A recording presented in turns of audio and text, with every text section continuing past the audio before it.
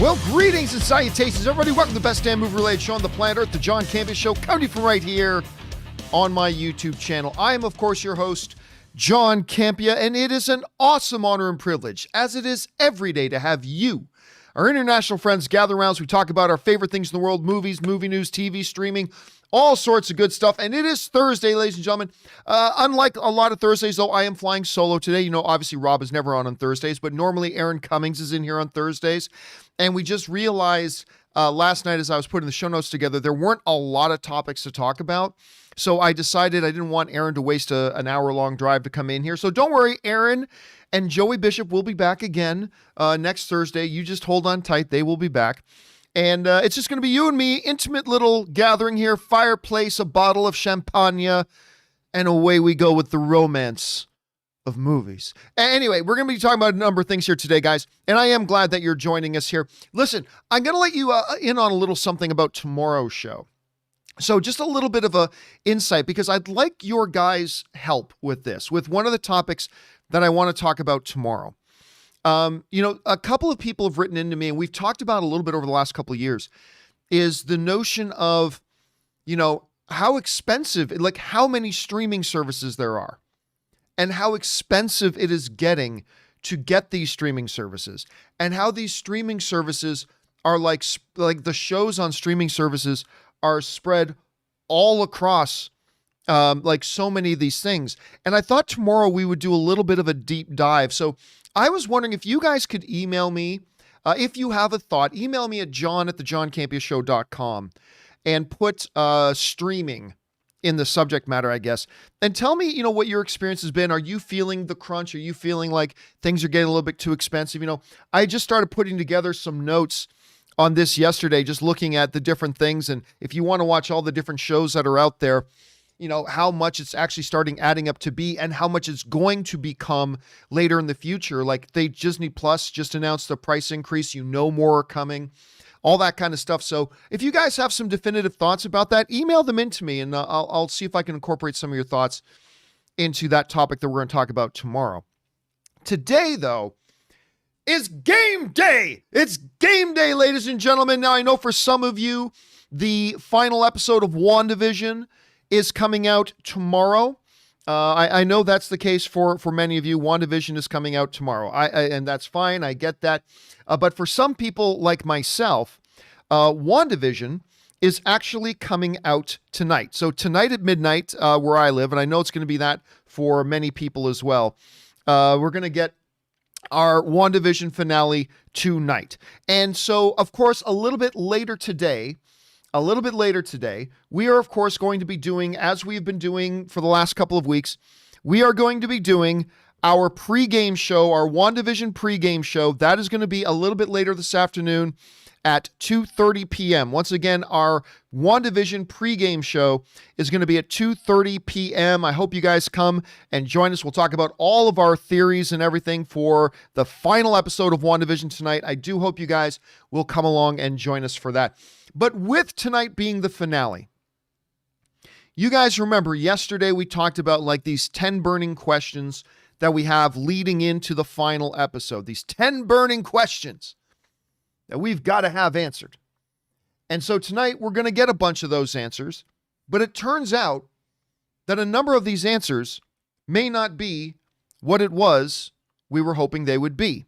So the one main topic we're going to talk about here today is the interview being done, that was just done by the director, not the showrunner, not the writer, but the director of the WandaVision series, and some comments that he has made that has some people a little bit worried, has some people talking a little bit about what it might mean that he had to say, and what it could impact as far as what we will or will not see in WandaVision tonight. For me, tonight at midnight. For some of you, 3 a.m. For some of you, 8 a.m., whatever. But for me, tonight at midnight, what's going on?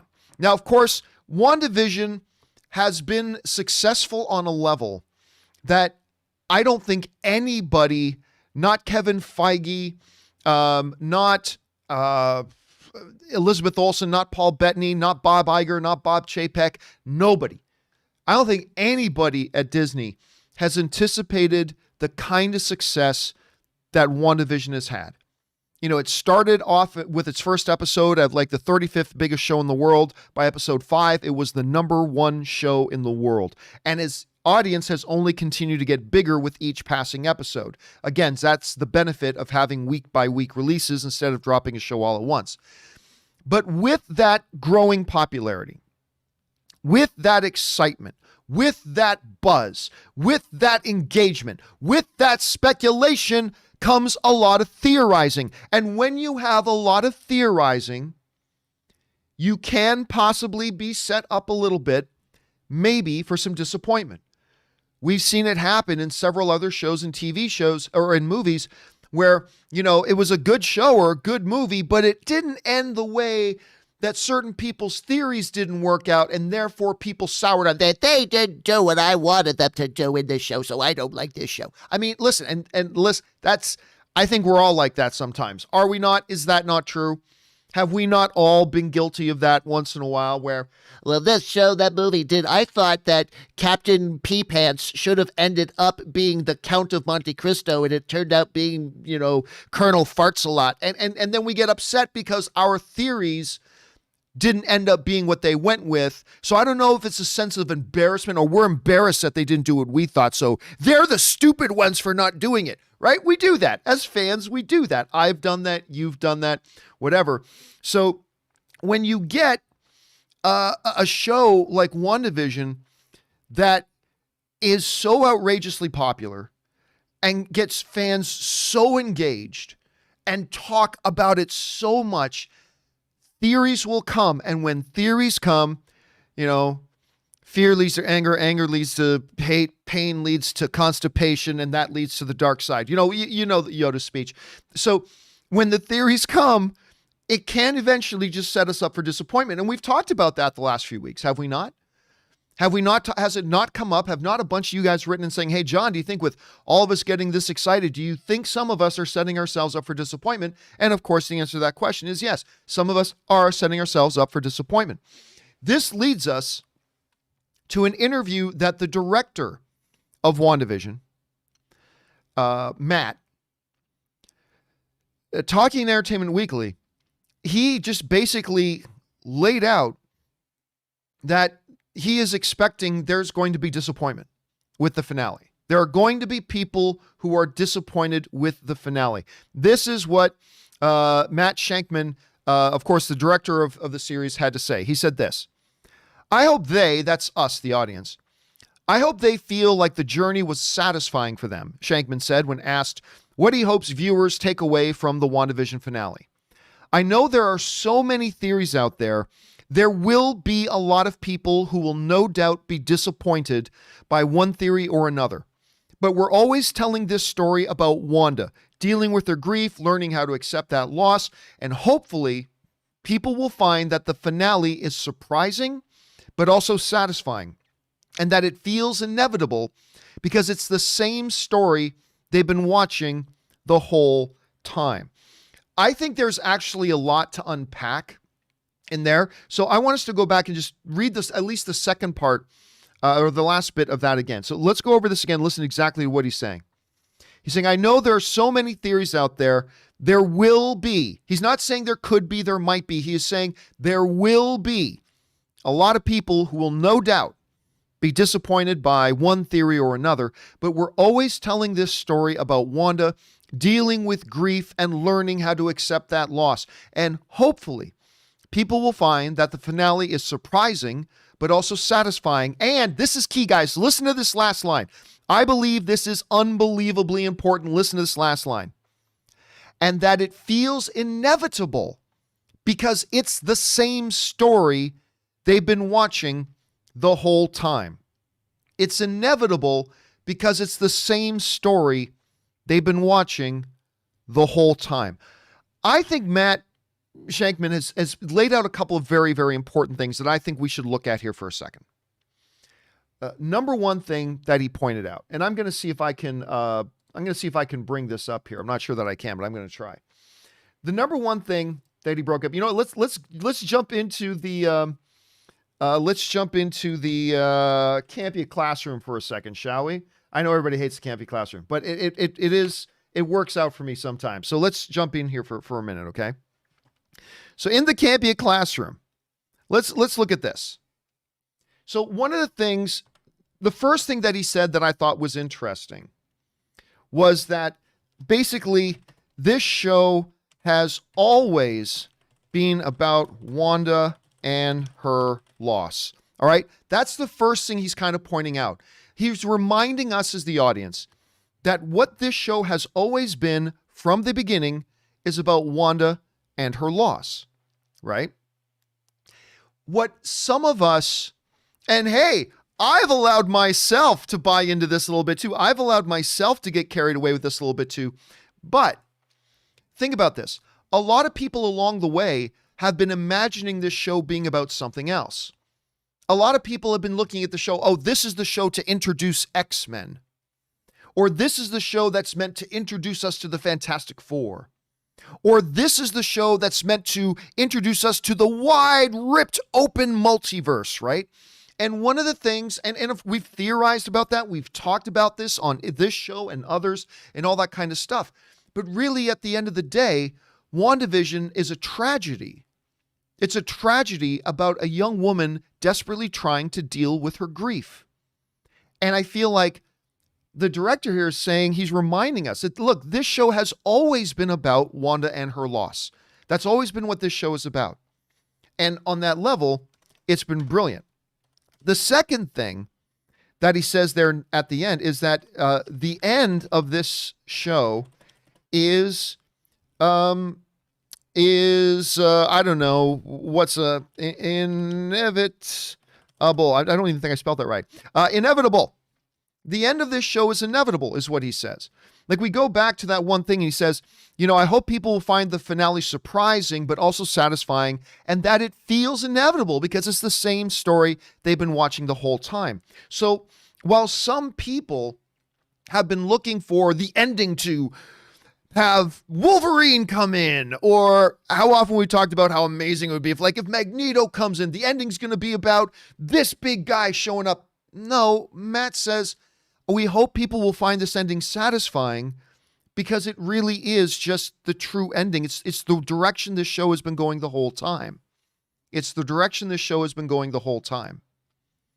And so I think some people panicked when they heard that the director is saying that he expects some people are going to be disappointed.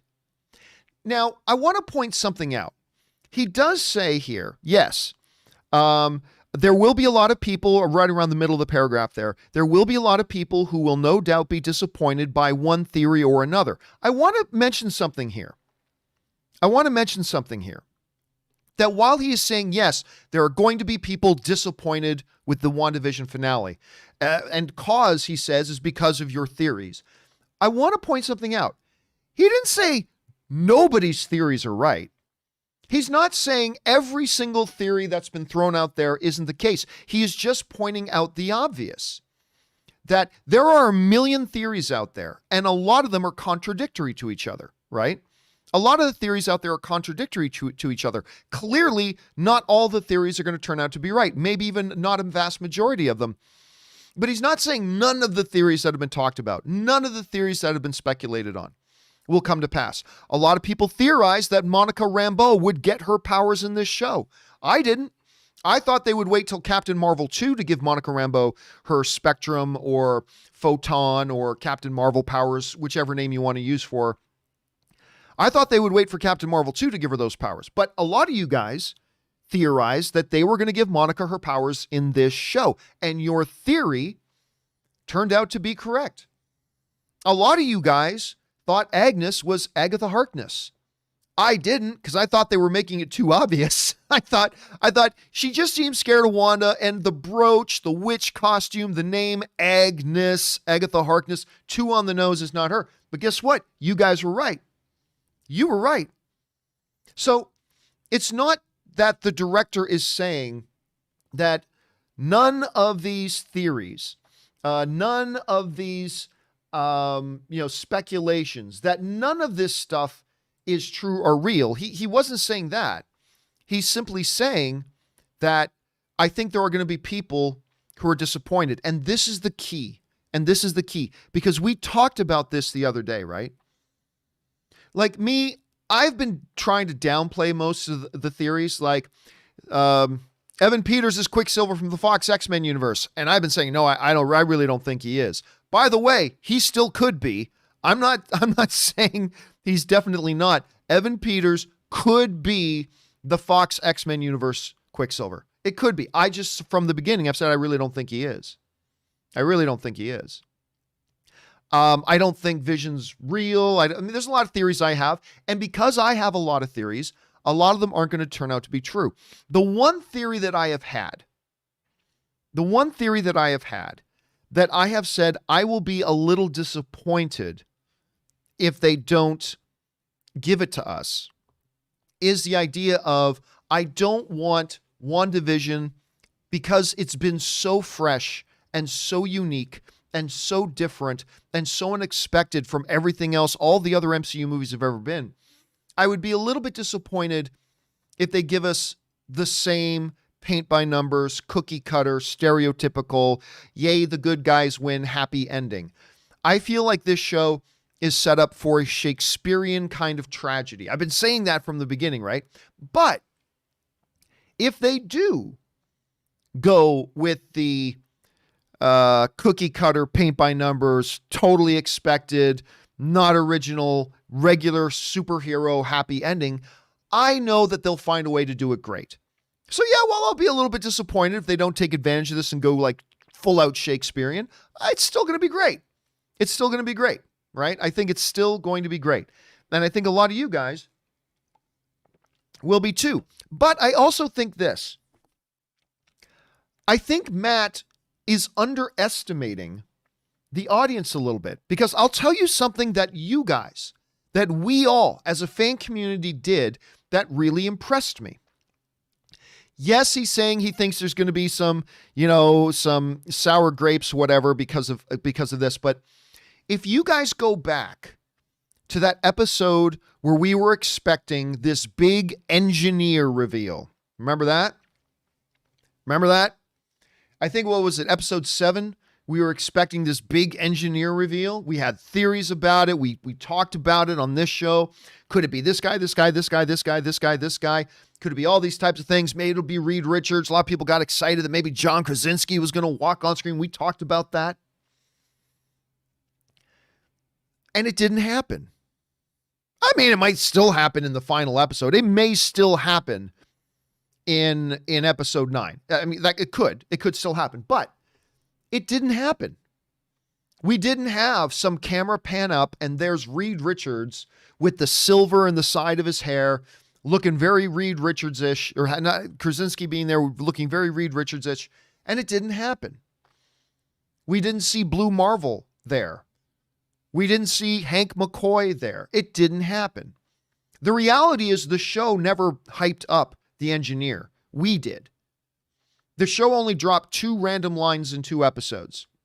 I know an aerospace engineer who might be able to build this for us, and I'm going to go meet my guy in an hour.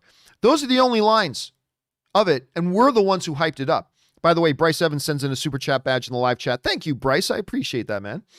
We're the ones who hyped it up. They did not. We did.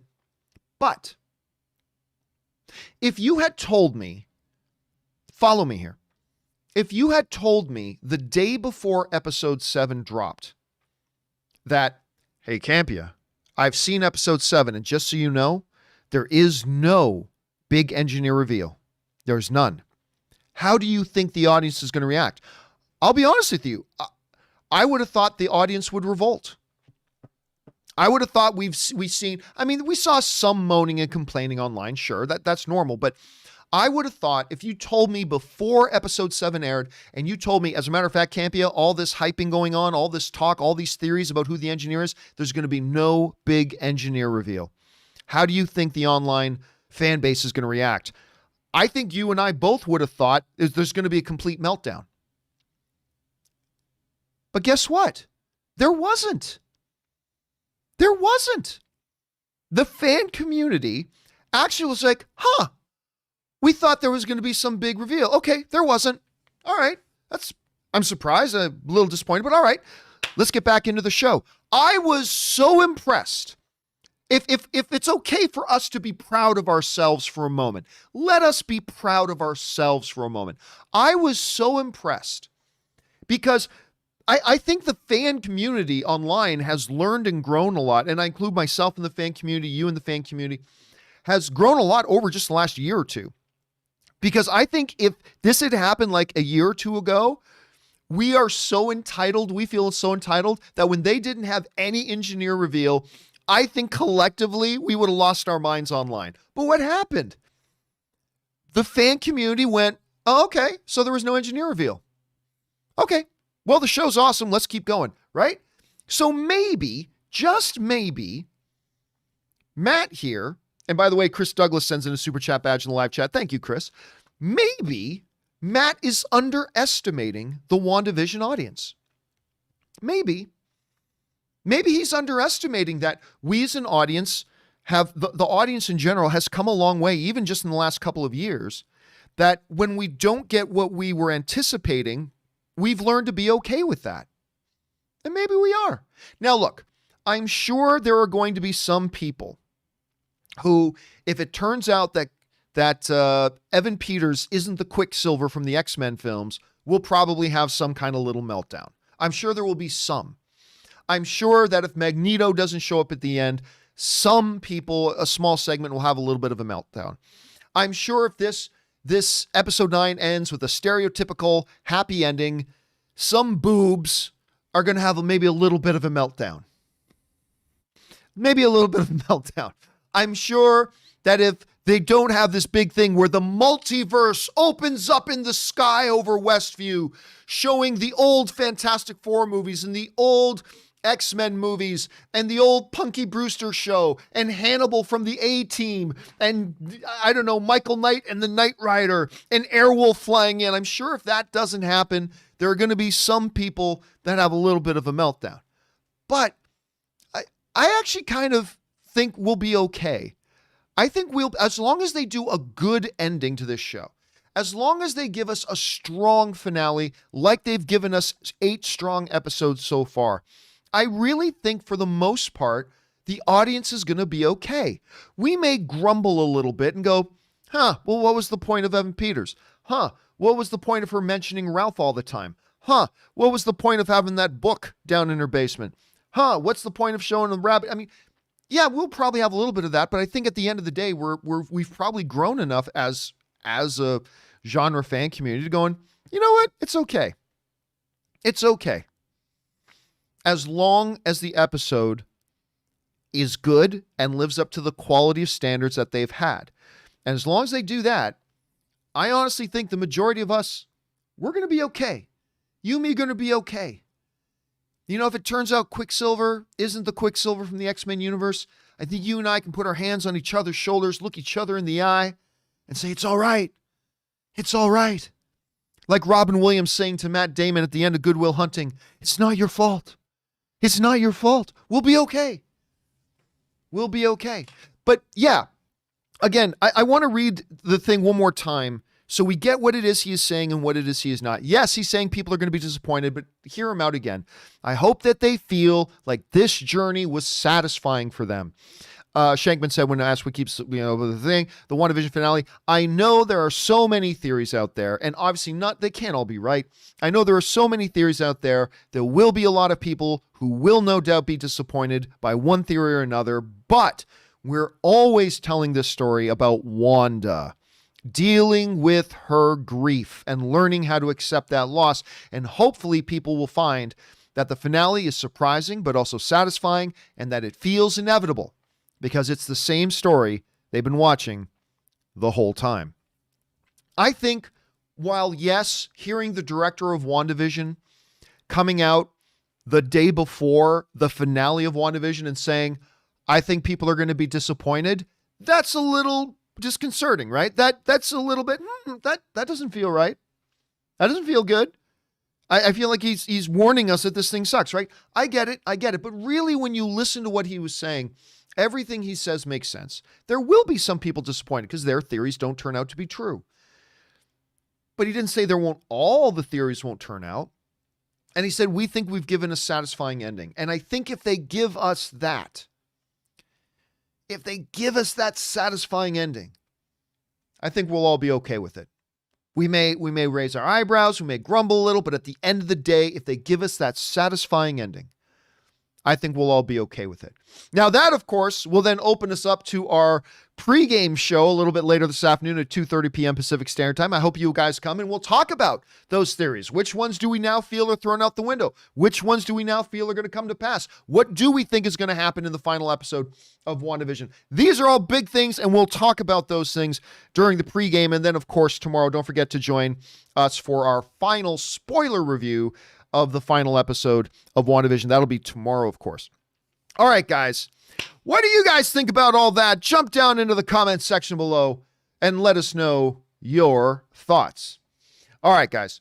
With that being said, let's now take the rest of the day and just take your live questions. I'm sure there's going to be some about WandaVision. I'm sure there's going to be stuff about a lot of stuff. So let's go in and do that. If you want to get in a live comment or question, simply use the tip link that's in the description of this video. You can just go click on it there, or you can enter it in manually at streamelements.com/movieblogtv/tip. You'll be getting your comment or question on the show if it's reasonable. And of course, you'll be supporting the show at the same time. And I'm happy to report we are all caught up on our questions. All the questions, starting today with Willow, I believe. Yes, Willow. All the questions today, starting with Willow, have been sent in after the end of yesterday's show. We are all caught up. It's a good feeling. It's taken us a couple of weeks to get all caught up, but I'm feeling pretty good. Okay, guys. Let's get into it and see what you guys are having to say. We're going to start off, of course, with Willow, who writes, speaking of District 9, we watched the movie in high school, and a friend of mine found the prawns, the aliens, so gross that she couldn't eat prawns for a while. Have you ever had a movie turn you off from a food or activity? Yes. Yes, I do. I think the main one I can think of, hold on a second, guys, I'm just going to turn, it's getting warm in here. I don't know why. It's actually quite cold in LA today. It was cold in here when he started the show. Anyway, when I was younger, obviously it came out a little before I could watch it, but when I was younger, one of the first movies my dad brought home when he would rent like a Laserdisc player, you know, we didn't have a VCR. He would go bowling, and at my dad's bowling alley, they had a video kiosk where you could, for like $25, you could rent a Laserdisc player with 2 or 3 movies for a couple of days. And he would bring the Laserdisc player home, plug it into the TV.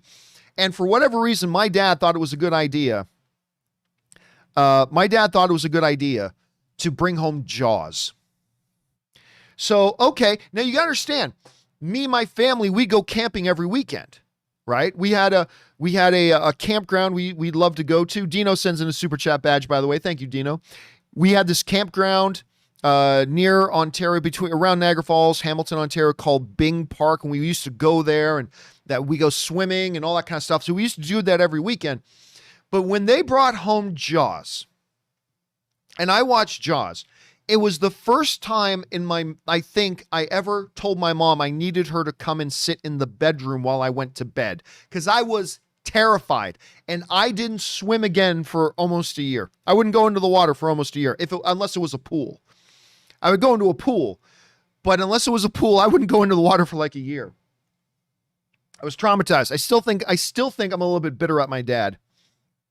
I still think I'm a little bit bitter at my dad for showing me that movie at that age. Anyway, there's that. So yeah, I had that one. And by the way, Dylan sends in a live chat badge. Thank you, Dylan. Next up, Sloth is Legend writes, hey, John. Hey, John and crew. Happy WandaVision Eve. It's game day, ladies and gentlemen. I feel like the hopes and dreams of so many will either be crushed or affirmed tonight. This show made me realize I kind of miss weekly releases. As fun as binging in, Sloth voice. Hey, you guys. Here's the thing. It's the debate is over. There's no more debate. The facts are just too obvious. It is much better for a show to be released week to week. Now, I listen, I get it. For those of you who are bingers, I am one of you. I love being able to sit down and plow through like 7 episodes at once or whatever. I get it. But when you look at what's happened with Mandalorian, with their week-to-week releases. When you look at what's happened with WandaVision, with the week-to-week releases, when you look at the benefit we as a fan community have, that we're all on the same episode at the same time, we're all talking on the same page, we get to talk about and build up and hype and then do it again next week. It's been great. And by the way, J.O. World and Joseph Sanchez both send in Super Chat badge. Thank you, guys. I appreciate that. But it has been great. Like, I'm a binger too. I totally am. But the week-to-week model is obviously the one that works best. And I think you're going to see even Netflix move to that model in the next few years, but we'll see. All right, next up, Merlin Brando writes, "Hey, John, question for you. Whatever happened to Chris Carr?" Oh, really? I've only answered this like 50 times. That's okay. You may not have been here. I'll answer it again. Whatever happened to Chris Carr? I noticed she hasn't been on the show for a while. Will you ever have her back? Okay, so again, what happened was the pandemic happened. And we weren't having people come in. We tried to have Chris on via a Skype situation, but she's not in a good situation to do that. And so we weren't able to bring her in via Skype. And she was in what she would qualify as a high risk situation with the pandemic. And so we just never had her come in again. But she and I have touched base. Chris and I love Chris Carr. Let's just be very, very clear about that. I love Chris Carr. She and I have touched base. It'll be a little more challenging now because I do live like an hour away from her. I used to live like 15 minutes from her. Now I live like an hour from her. But somehow, some way, we'll figure out a way to get Chris back because I adore Chris. And I think you guys do too. All right, next up. War Doctor 10 writes, "Hey, John and crew, calling it now. LA Kings will beat your precious little Toronto Maple Weeds in the Stanley Cup Finals this year. Go Kings, go." Hey, listen, I don't give a shit. You know why? Because the Toronto Maple Leafs in my lifetime have never even been to the Stanley Cup Finals. So if this happens and they actually get to the Stanley Cup Finals, I'll be popping bottles, dude. I'll be popping bottles. All right. Optimus Prime Rib writes, recently watched Spike Lee's Malcolm X. Terrific movie. Terrific. Spike's filmography is inconsistent. I agree, though. Same can be said about Woody Allen. Who do you think is the best hit and miss director? Someone who may have an okay batting average, but high slugging percentage. Oh, that's a good way of putting it. Not a high batting average, but a high slugging percentage. That's a good way to put it. Yeah, Spike Lee is a hit and miss director for me. But man, when he hits, I mean, recently with his, obviously he did The Five Bloods, which I liked. I like The Five Bloods, it's good. But I mean, his, The Black Klansman was so good. You go back to some of his older films, he's a little hit and miss. Man. Oh, that's a good question. I've never thought about it in those terms. You know, I almost kind of want to say Zack Snyder in a way, because, you know, you don't love all of his movies and he gets mixed reactions for some of his movies, but man, when he kills it, like 300, like Man of Steel, when he kills it, he kills it. So I don't know.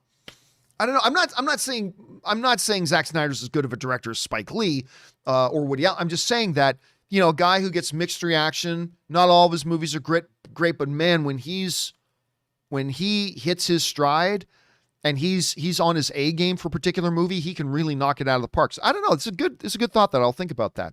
All right. Oh, a bunch of you guys in the live chat are saying M. Night. That's a good. Dr. J. Murray Reich in the live chat. That's a good one too. M. Night. Absolutely.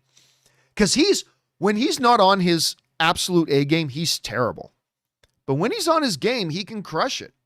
So actually, M. Night's a really, really good one to roll out there too. All right, next up. The Wakanda Forever writes, best way to predict the future is to create it. Wakanda Forever. I like that line. That's a really, really good line. All right, Casey McNatt says, hey, John, just wanted to know, have you seen the pilot for the new NBC show Debris yet? No, I have not. I saw the pilot and it was actually pretty good. It kind of gives off a very X-Files Fringe type vibe. Okay. All right. Now you got my attention. You mentioned a show gives you X-Files and Fringe kind of vibe. All right. You have my attention. I will look into Debris because of that, Casey McNatt. Thank you for the recommendation. All right, Patrick Conway writes, I feel like Warner Brothers is not making Justice League appealing enough to the general audience. Like the marketing for it is very similar to the 2017 marketing, and the general audience don't know who Zack Snyder is, let alone everything that happened in 2017. Well, here's the problem, Patrick. This is part of the challenge of marketing the Snyder Cut. Is they already marketed it before. I mean, it was a different cut. It wasn't the director's cut. And the Snyder Cut isn't exactly a director's cut. It's more than that, but it's hard to know how to give what terminology to give to it. But look, I've said the whole time, and Warner Brothers understands this. There's no point in doing some big, massive marketing campaign for it. There's no point. The people who don't like Zack Snyder's DC stuff are not going to magically like his iteration of Justice League. They already know they don't like his DC stuff.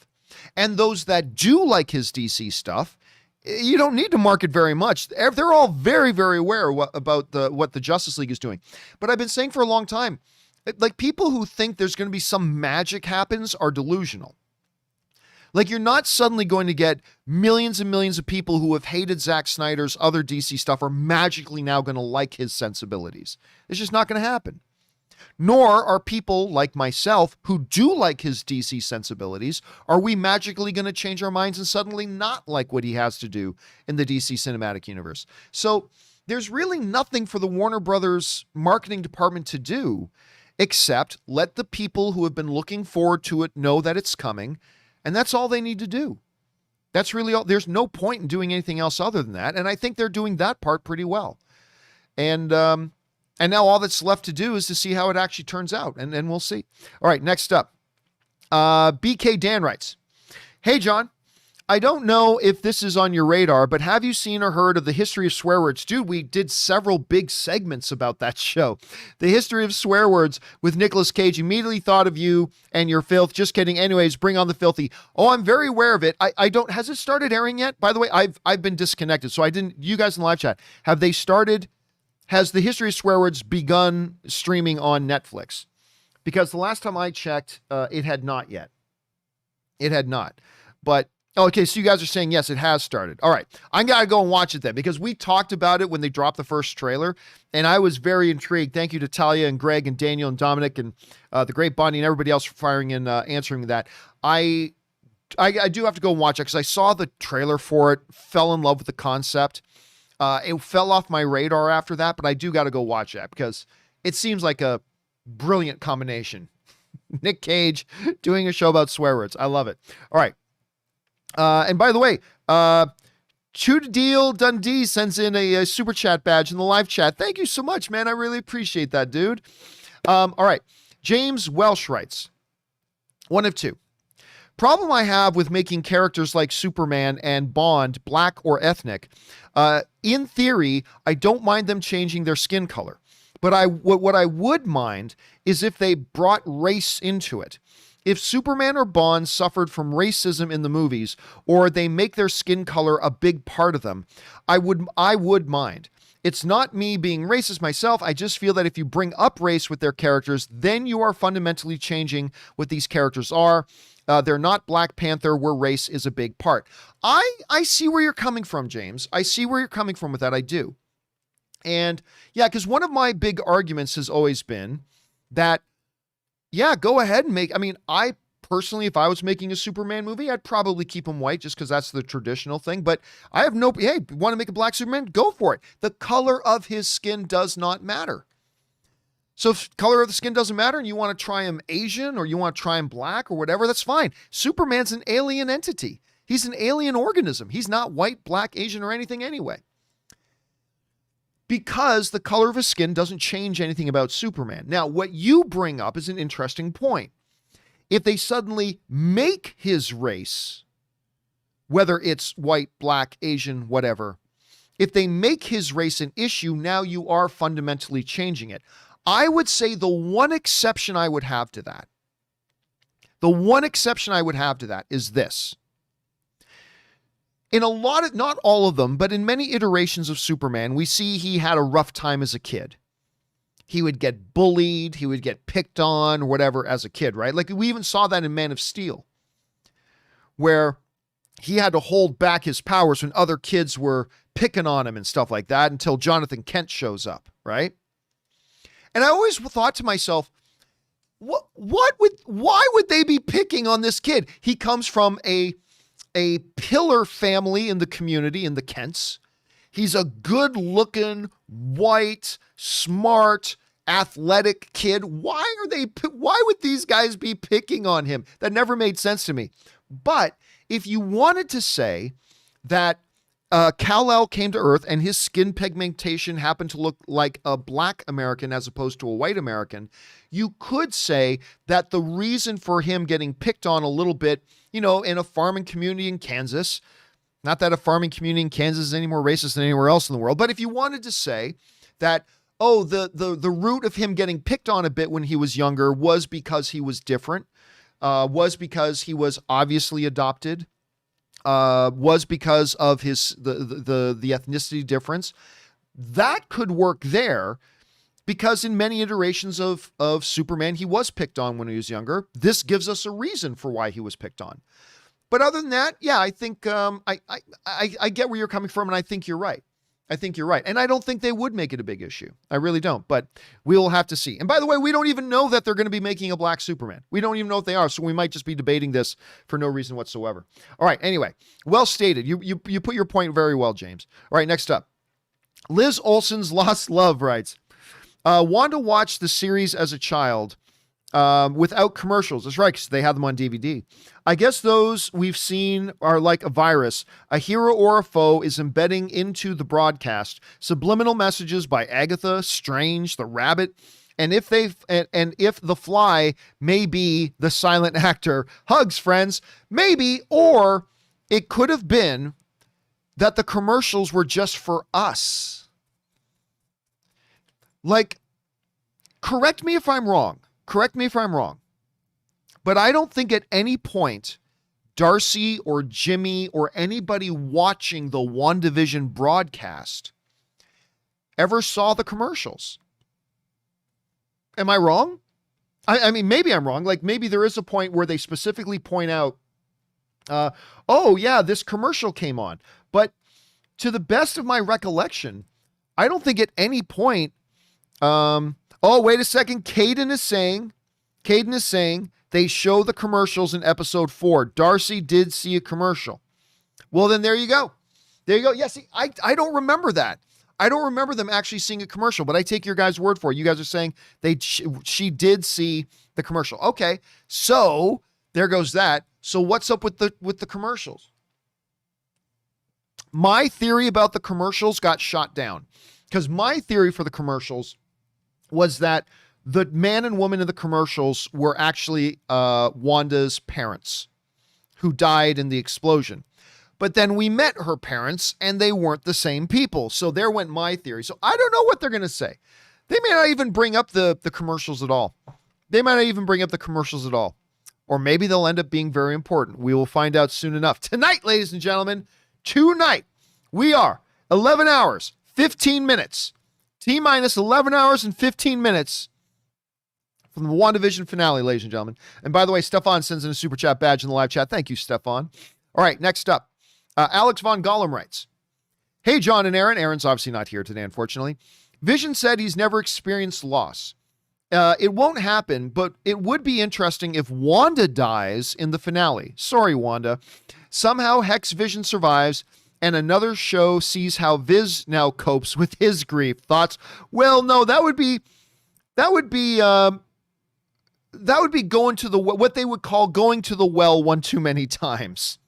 That would be a little bit going to the well one too many times. Not to mention, we know Wanda is going to appear in Doctor Strange too. Like, that's been announced, so we know that that's happening. Although they could pull another Marvel fake death. They could have Wanda die at the end of this and have her come back at the beginning of Doctor Strange, or they could do that. I think Wanda survives. I still think Wanda survives. It's going to be a tragedy. She's going to go dark, and then we will see what. I think Vision dies. I don't think the kids make it out of it. But All these theories that a bunch of them aren't going to be true. We'll talk about those a little bit more when we do the pregame show a little bit later today. Thanks for that, Alex. Next up, we got another one from Alex Von Gollum, who writes, Geo, you've mentioned that, and Rohan shall answer. That's right. Is your Lord of the Rings Gur moment. Oh, man, when he says, and Rohan shall answer. Gondor calls for aid, and Rohan shall answer. Theoden is a badass. Theoden is a badass, and Rohan shall answer. You can't, if you are a man, your blood rushes when you see King Theoden, who doesn't even like Gondor. He doesn't even like them. And Strider comes running in and says, the torches have been lit. Gondor calls for aid. And Theoden, I should say, doesn't matter that he doesn't like Gondor. Doesn't matter that Gondor wasn't there for them. It doesn't matter. When Rohan needed help, Gondor wasn't there. That doesn't even cross King Theoden's mind. Fuck you. Comes in, Gondor calls for aid. Theoden, chest out. And Rohan shall answer. Damn, that's tasty sauce. That is tasty sauce, ladies and gentlemen. Anyway, sorry, what were we talking about? Oh, yeah. Is your Lord of the Rings Gur moment? Yes, it is. What is your Star Wars Gur scene? Mine is I am a Jedi like my father before me. Aaron or Kimberly, neither of whom are here. What is the scene that make you feel this? Oh, so in Star Wars is a different kind of experience, right? It doesn't give you that Gur moment, although that one's pretty good.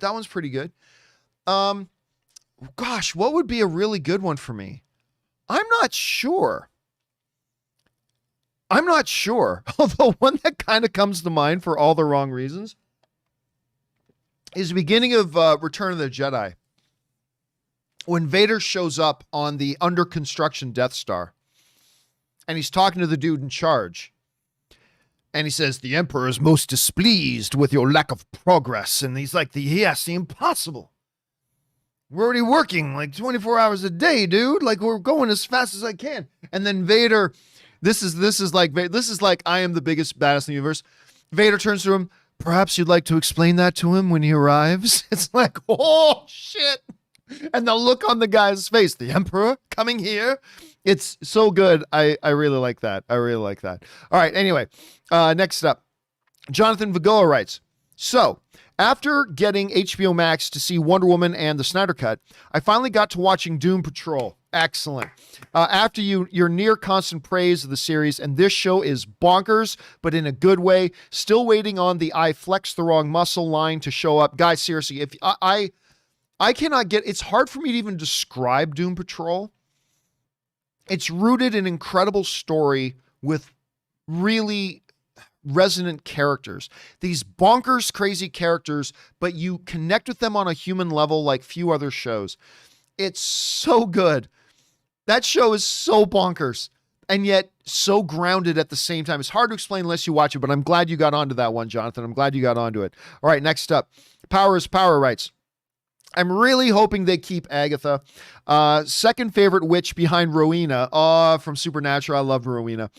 Nothing to base it on, but it seems like witches use a different kind of magic than sorcerers. May not get along. Would love to have a scene of Agatha and Doctor Strange talking. Could be. In the comics, there are different types of magic. Like one is, I can't remember what they call it. It's been a while. But like Doctor Strange taps into the magic of other beings and even in other dimensions.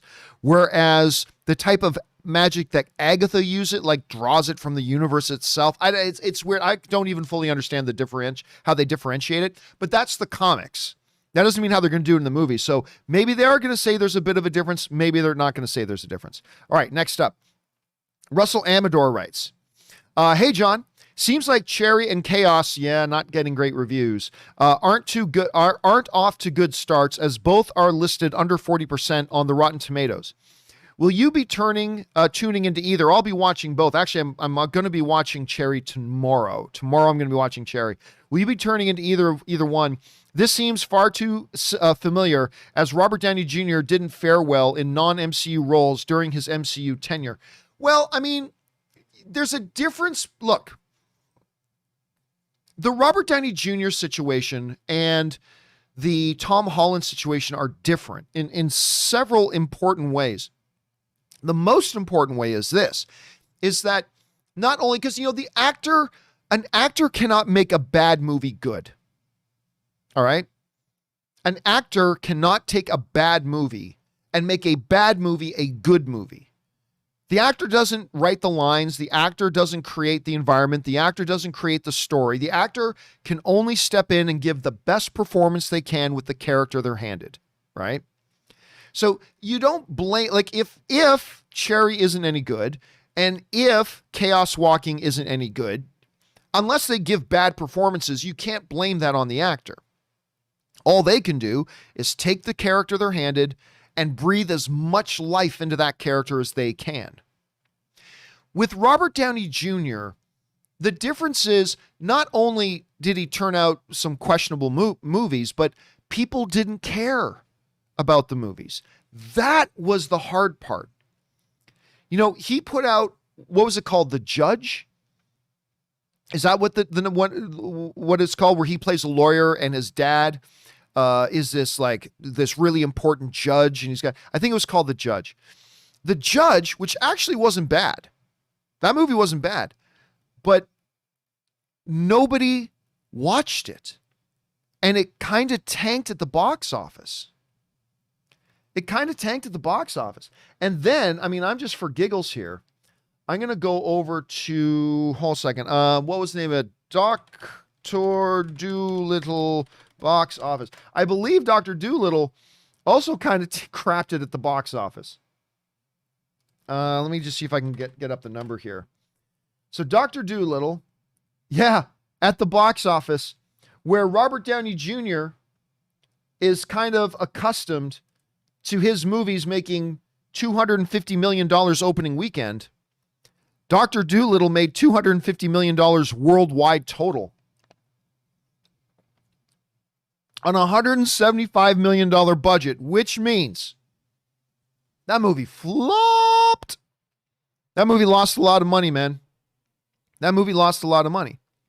Now, then there was some films directed by Guy Ritchie, and I love Guy Ritchie as a director. Like his Sherlock Holmes ones, those ones weren't bad, but he had a couple things.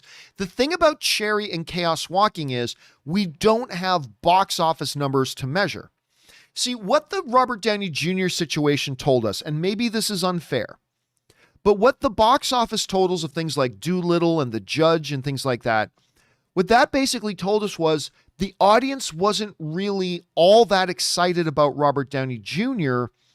as much as they are excited about Robert Downey Jr. playing Tony Stark. Robert Downey Jr. playing Tony Stark, everybody's super excited about. Robert Downey Jr. playing almost anything else, not as much. Now, maybe that's an unfair assessment on my part. I'm just telling you what I see.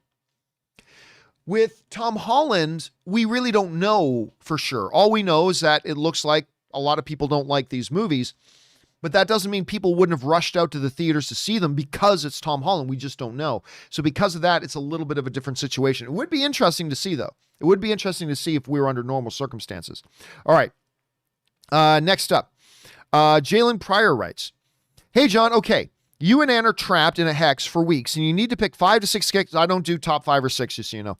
And we need to pick 5 or 6 sitcoms to live through. What are you picking? Also, thanks for what you do, man. This year has been tough on me, and I'm glad to have you in the movie community to keep me sane. Cheers." Well, thank you for being part of the movie community, Jalen, and being part of the solution. All the hideous, awful drama notwithstanding, the Cosby Show. I mean, it feels super. I know Bill Cosby is not the Cosby Show. They're different things, but it feels really weird to say that, understanding everything we know about Bill Cosby now. But, I mean, that to me was kind of an ideal thing, right? I would pick one of those sitcoms where it's just nice and easy. Nice and easy. That's what I would like. I would pick one of those sitcoms. Those are the ones, like nothing that was dangerous, nothing that was anything like that. I would just pick a nice, easy, happy, family, friendly kind of thing. That's the one that I would do. All right, next up. Ray writes, Monica explaining her experience in the Hex. Pain, then Wanda's voice in my head. Did you try to resist? There was this hopeless feeling keeping me down, like drowning. It was grief. Sounds a lot like what Wanda told Vision in episode 8. Oh yeah, of that I have no doubt. Like I think with Wanda taking over their minds, like her magic touching them all, I believe they're getting drowned out in her pain and her grief. I think I think Ray, your observation there is completely right on the money, and I absolutely agree with you. I absolutely agree with you. All right, Jalen Pryor writes, hey, John and Aaron's not here right now. Hopefully I catch her today. Okay. So I know that Aaron is an actress, and I was wondering if she could go back and pick any female Marvel character to portray. Who would it be and why? Also, my friend Emmanuel is now a regular on Star Trek. Oh, that's always cool to have a friend who's starring in that. Aaron and I have had conversations about that before. About, if she could have been in one of these big comic book cinematic universe things, which one would she do? Where would she go? Which character would she like to be? I think she said on this show, she was this close to being Maeve on, I think she said it on the show before in The Boys. At least I think she said that on this show before. Anyway, that's a really good question. I will ask her that again, because I know we've talked about that. I don't know if she ever gave me a straight answer to it though, but I will ask her. All right. Next up, MD writes, one of two. Regarding WandaVision, I was thinking about the beekeeper and how he just disappeared after Wanda's no. What if this was a precursor to a bigger no moment? So it wouldn't be no more mutants, just another no that results in something drastic. All right, here's the thing. All right, let me bring this up. So yesterday,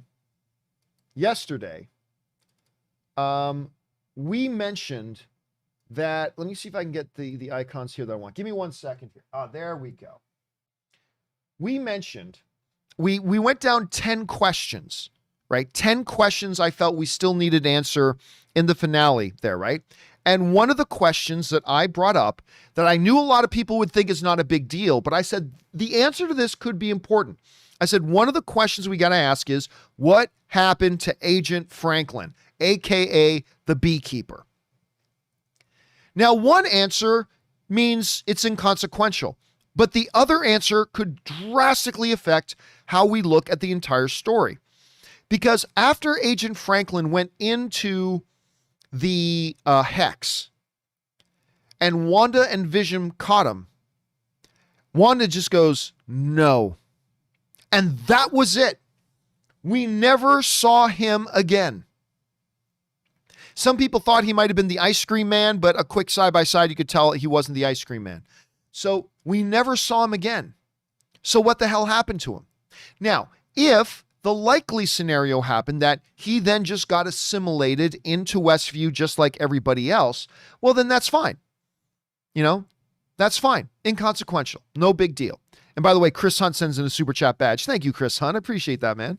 Then it's no big deal. But if her no, like, wiped him out of existence or killed him, well, that makes us look at Wanda very differently. They've never even mentioned Agent Franklin again.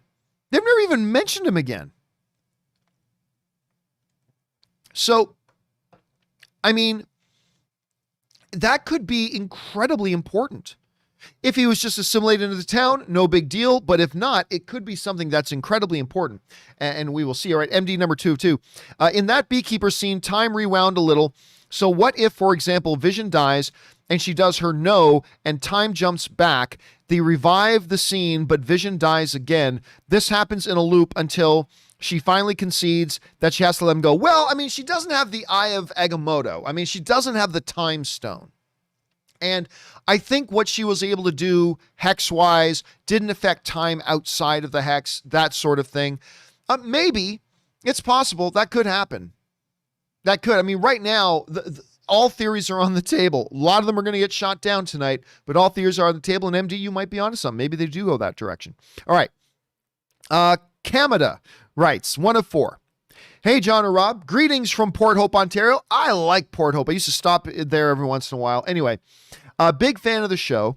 Just wanted to say it was great seeing filming of It chapters and see my town on the big screen. I watched both It films on the Capitol Theater screen, which appears in the movie. That's always an awesome experience. I remember the first time I saw Hamilton, my hometown of Hamilton, Ontario, Canada. I remember the first time I saw Hamilton on a screen. It was great. It was amazing. It was one of the last films I saw on a theater screen because my job sometimes doesn't allow me to go to a movie theater as often. Warner Brothers gave Port Hope an advanced screening of both It, oh, that's cool, of It films through a local contest. Just wanted to write in to say that I've taken some of your recommendations of things to watch, catch up on while I can, and I have loved some of the recommendations like Lovecraft Country. I loved that show. Schitt's Creek, one of the best shows in years, and Kim's Convenience. Also desperately love that show. Now my two questions is this. What are some other shows, movies to check out from the past few years that you'd recommend? For me, it's tough to find things on a service because not everything is on the same platforms. True, which we will talk about a little bit tomorrow. How long do you think before it improves? Thoughts? All right. So, and actually, Kamada, that's pretty much bang on the money about what I want to talk about tomorrow with all the streaming platforms, the cost, how the shows are spread out all over the place. We'll get into that tomorrow. For me, the show that I find still not a lot of people have watched, and it is in my top 3 all-time favorite television shows, is Sons of Anarchy. Sons of Anarchy is absolutely, and you get to binge it now because the entire series has been completed. You get to binge the whole thing. And Nazareth L sends in a super chat badge. Thank you, Nazareth L. Appreciate that. Sons, yeah, that's the one. If you're looking for the one big one, and it's 5 seasons, I think 5, maybe 6. I can't remember how many seasons it is, but it is like my third or second favorite show of all time. And so if you got some time to go check it out, do. And then after that, you can watch the show that's on now called Mayans. I think they're just getting ready to launch season 3, I believe. Mayans isn't as good as Sons of Anarchy, but it's still pretty solid. I actually quite like Mayans. But yeah, Sons of Anarchy, that's my recommendation. And I hope you enjoy Kamada. And thank you for writing in, my friend. And enjoy Port Hope. Okay, next up, Ryan Lohner writes, 1 of 2. As someone who was born shortly after Return of the Jedi came out, my parents often tell me that I can't possibly understand just how different the entire nature of movies and fandom was before Star Wars. Yeah, there's something to be said about that, actually. That's true. Now I have my own version of that, as I often want to tell younger fans they can't understand what it was like to spend 15 years with those first 3 movies as the only Star Wars there was. Oh, listen, no, you're absolutely right on. And by the way, Soul Brother Mac writes in a super chat badge in the live chat. Thank you, Soul Brother. Appreciate that, man. It is true. There's an entire generation right now who have only lived in a world where there's multiple Star Wars things, right? For a lot of us, a chunk of our lifetimes were spent in a world where there was the Star Wars trilogy. I mean, yeah, there was expanded universe books and things like that too, but really there was the Star Wars trilogy. And it's hard for people to really, it's hard to describe to people. And there was no Star Wars controversy. That's the other thing. Like Star Wars these days is a lightning rod of controversy. But back when it was just Star Wars, oh no, everybody just knows Star Wars is better than, or at least as good as, sex itself. Everybody knew that. Star Wars is awesome. That you could have taught that in schools. Star Wars is awesome 101. And everybody agreed. Everybody agreed. But try to explain that to people today. It's a little bit different, Ryan. It's a little bit different. All right. Next up comes to us from Peruvian Food is the Best. Writes, hey, John and Co. I really hope the twins are real in WandaVision. I'm going to cry if they don't make it out of the show. Kids bring something different to the table. I also like the kid in Iron Man 3. Yeah, he came back for Endgame for the funeral scene. Hope we get to see the twins grow up. What do you think the percentage chance is? I don't think the kids make it out.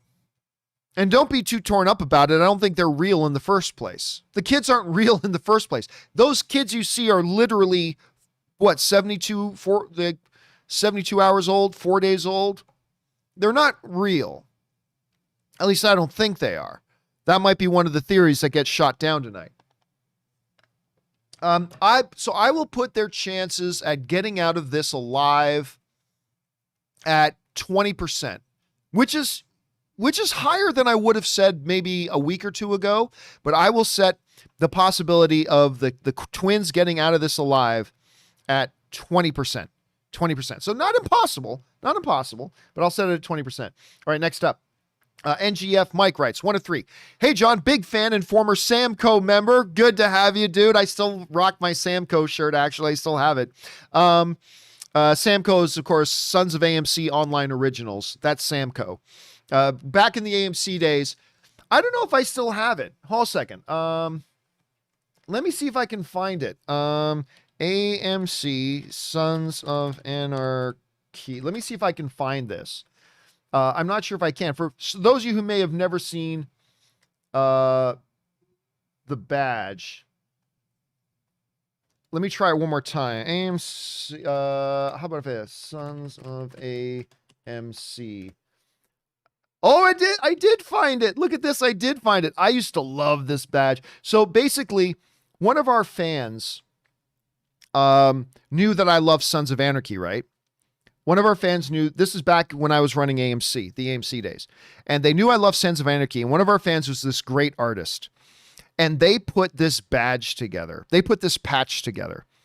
And for those of you who don't know, that was the hoodie I always used to wear and my AMC hat I would always wear, and they put my microphone instead of the Reaper sickle, and they put a box of popcorn in my hand.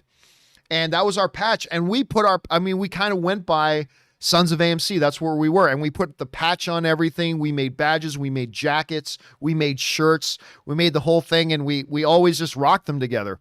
We always just, wherever we would go to Comic-Con, and like me and like Harloff and Schnepp and Amy Rose or whatever, we walk around. We'd all have our Sons of AMC stuff on, right?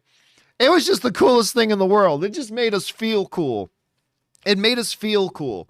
I loved those days. I'm not going to lie, man. I love those days. Anyway, so you were a Samco member yourself. Good to know, my friend. Good to know. Anyway, where are we at? Stephen DeKnight, Spartacus creator, and he also did Daredevil, by the way, was on Twitter talking about how his new show, Jupiter Legacy, with fans. He revealed that the show was going to be 8 episodes, but he had originally wanted 10. According to him, this was due to Amazon saying that the algorithm calls for 8 to 9 episodes now. He went on to explain that, in his opinion, limiting episodes limits storytelling. I agree with him. If Daredevil, which he ran season 1 of, was 8 episodes, there wouldn't have been Kingpin's backstory, would not have been explored. Do you agree with him, or do you think a good storyteller can tell a good story no matter how many episodes they are given? Thanks, and bring on the filthy. All right, thanks a lot for sending that in, man. Well, I mean, look, on the one hand, think about, this is one of the big things about people who make movies. This is why when people ask me, what do you think is harder to make, a good TV show or good movies? It's much harder to make a great movie. Making movies is harder. And one of the reasons is, oh, you got 8 episodes? Great. So you have 7 to 8 hours? 7 to 8 hours to introduce your characters, set up the development of the context, get into the main action of the thing, and bring it to resolution. Guess what? When you're making a movie, you got about 2 hours. You got about 2 hours to introduce the characters, get us to know them, set the context of the story, put the main thrust of the action, Act 2, into motion, and then bring us to resolution in Act 3. And you got 2 hours to do it. That's why people get mad at me when I say, I really do think making movies is harder than making TV shows, but I stand by that. I really do think it is. But I agree with him. I agree with both of you. Look, on the one hand, it's your job as a storyteller is to tell a story. Whether you got to do it in a movie in 2 hours and 20 minutes, or whether you got to do it in a series, you got to do it in 8 episodes. You got to adapt to that. But I do believe that it does become limiting in a TV series. I believe it limits what you can do in a TV series the shorter you make the series or the shorter you make the season. I don't like 8-episode seasons. I'm going to be straight up honest with you. I don't like 8, 9. I would like minimum 12-episode seasons. Well, John, then you just get all filler. Not if you've got good writers. If you have good writers and a good storyteller, you can tell a great, compelling story over the course of 12 episodes, no problem. Because there have been TV series that have had 22, 24, 26 episodes a season and always made them great to watch. Always made them great to watch. So if you can't do that for 12, then the problem's with you. I'm just saying. That's just kind of my take on it. So I'm not a fan of like 8-episode seasons. I'm certainly not a fan of 6-episode seasons. I'd like to see minimum like 12 episodes. But again, that's just me. I'm not trying to push that view on anybody. That's just my opinion. So, yeah, I totally get where he's coming from. I get where he's coming from. I love Stephen DeKnight's stuff. I love him. Aaron Cummings worked with Stephen DeKnight very closely on Spartacus. They're actually very close, and I wish she was here to answer that question. That would have been great. All right, thanks for writing that in, man. All right, next up, Justin Danford writes, last bit on my great white shark equals white vision theory.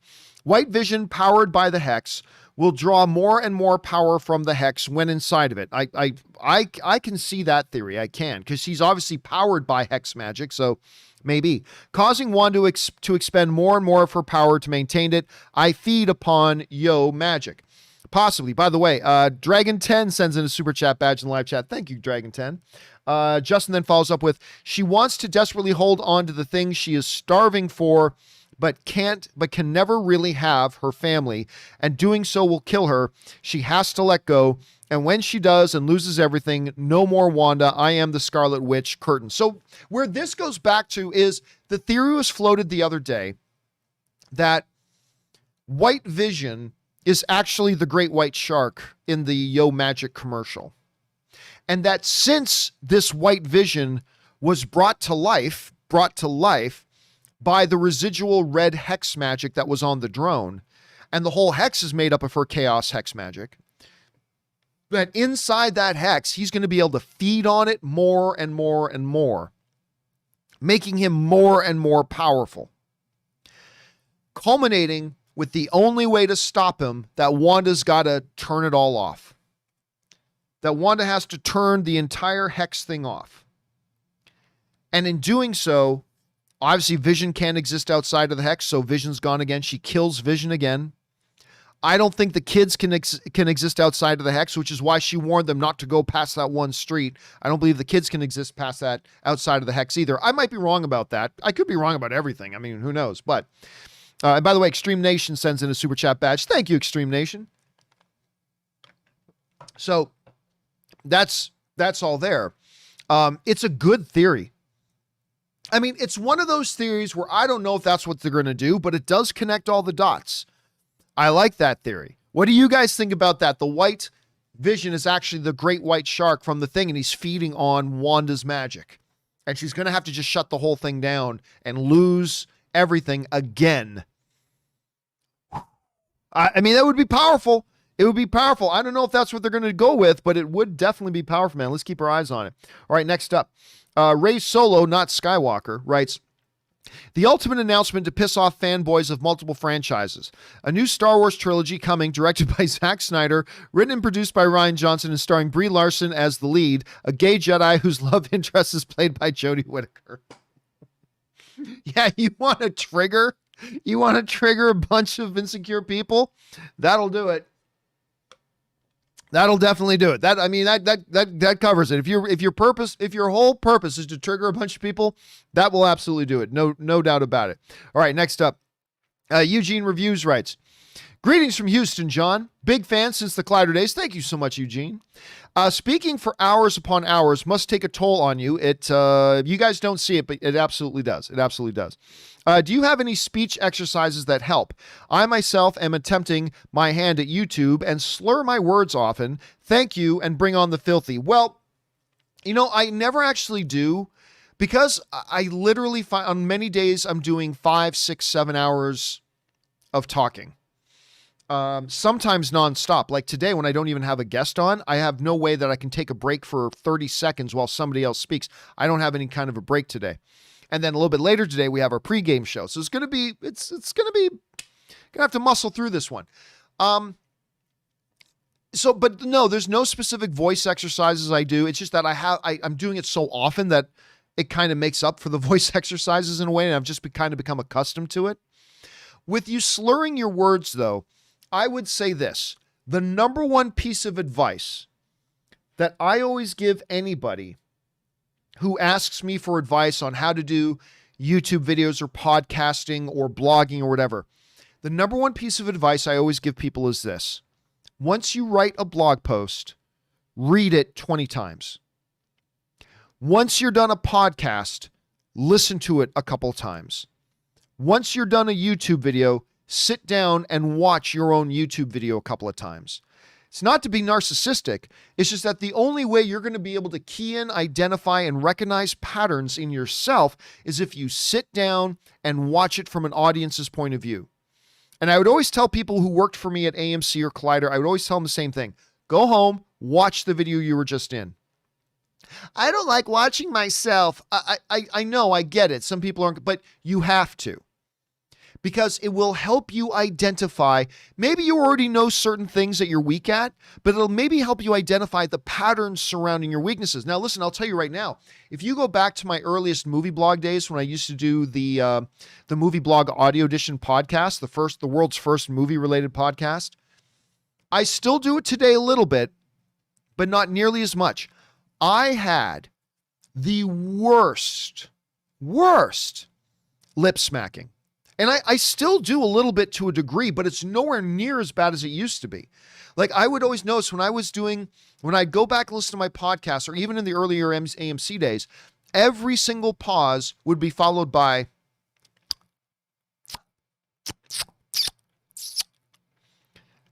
well, I think when you go back and look at this situation, you see that our main character antagonist really likes, it was really, and like I said, I recognize that today, that I still do that from time to time, but believe me, it's a lot better than it used to be.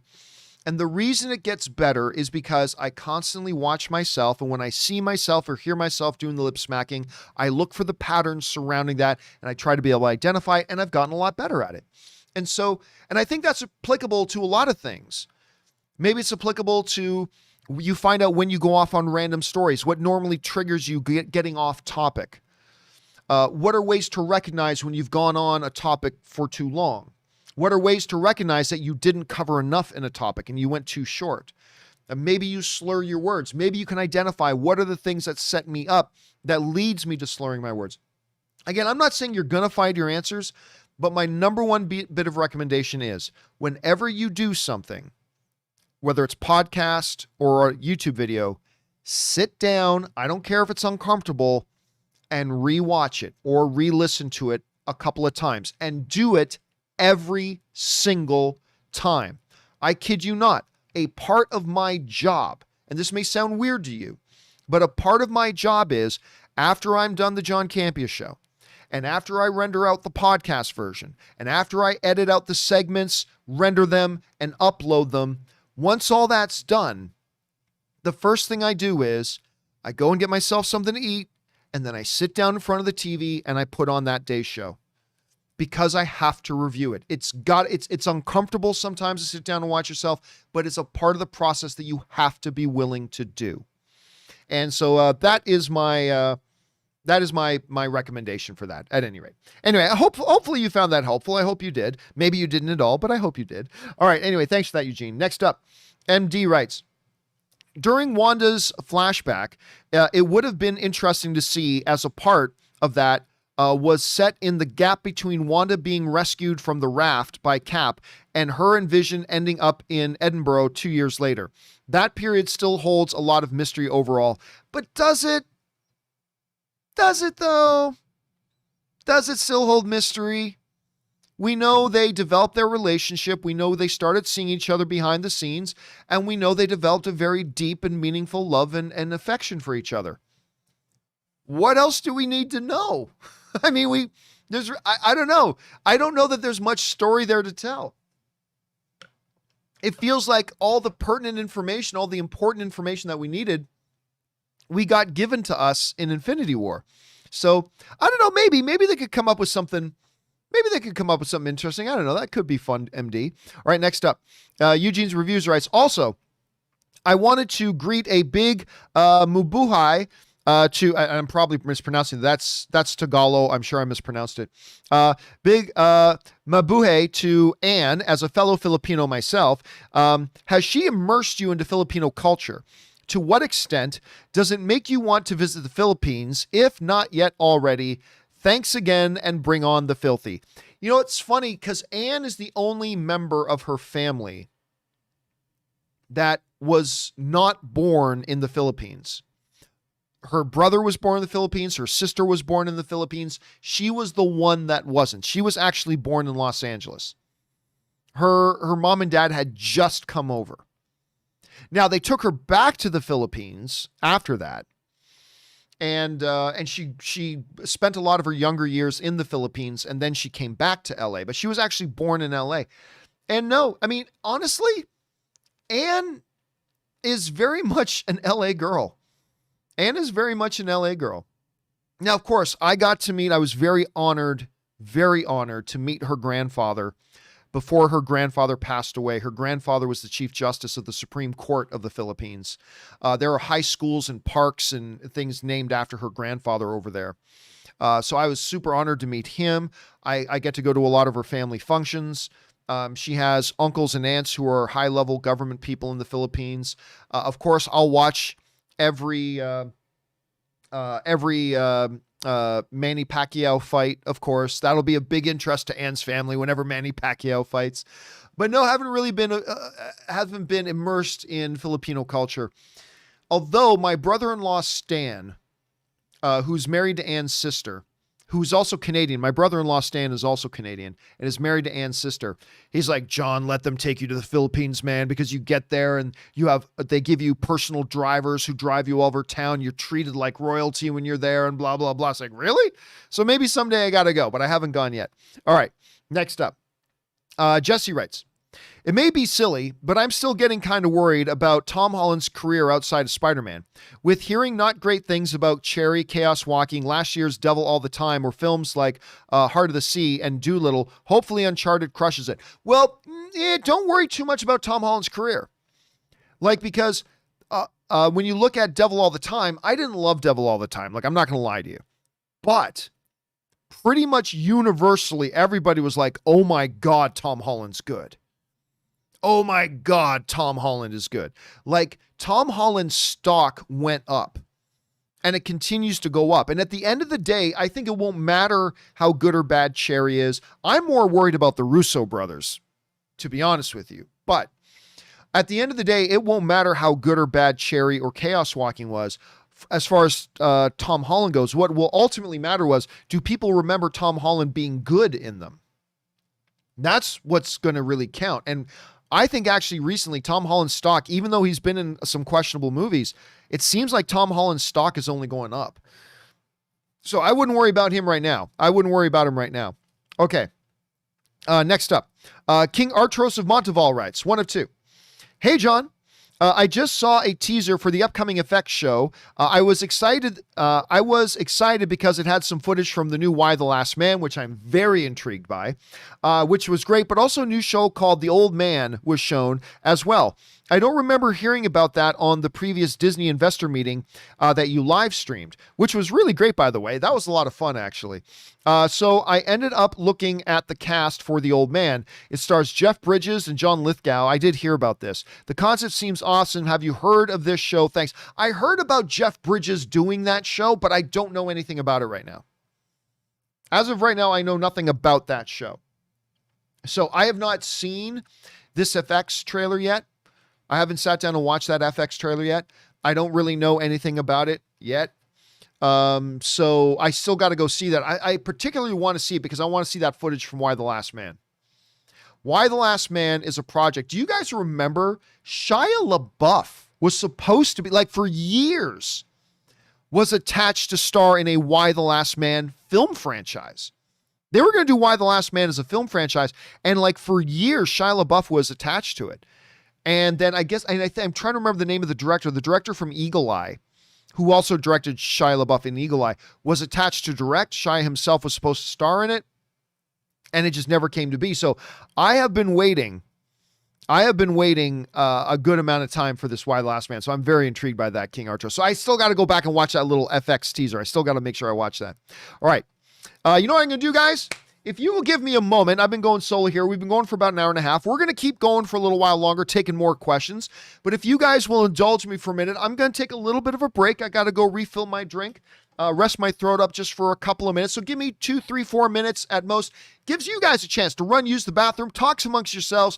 Don't go anywhere, guys. We will be right back.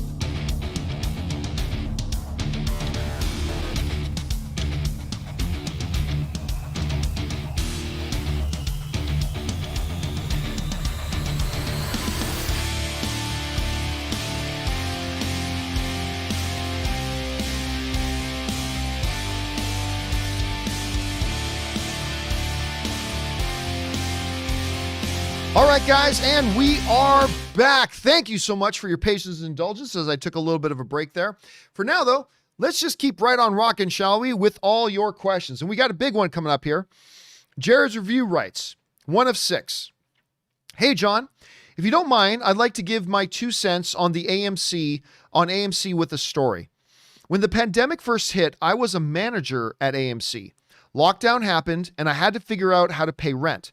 After a month and a half, I got a job at a grocery store to pay rent. After struggling for a few months, having little to no money at the end of each month, my lease ended and was able to move into my mom's to wait for the pandemic to slow down. Family told me to get unemployment, but since I was young, where I wasn't in huge danger of getting COVID, I felt it was irresponsible of me to get unemployment when I can be out there helping, being a lower risk and someone who needs unemployment more than me can get it, when I could have used that extra money. So it frustrates me when AMC didn't at least decide to give something to the employees who did end up to come back when they reopen, and Aaron didn't defer that money. Adam Aaron, he's the CEO of AMC, didn't defer that money when they really would have gone bankrupt if it wasn't for the stock market.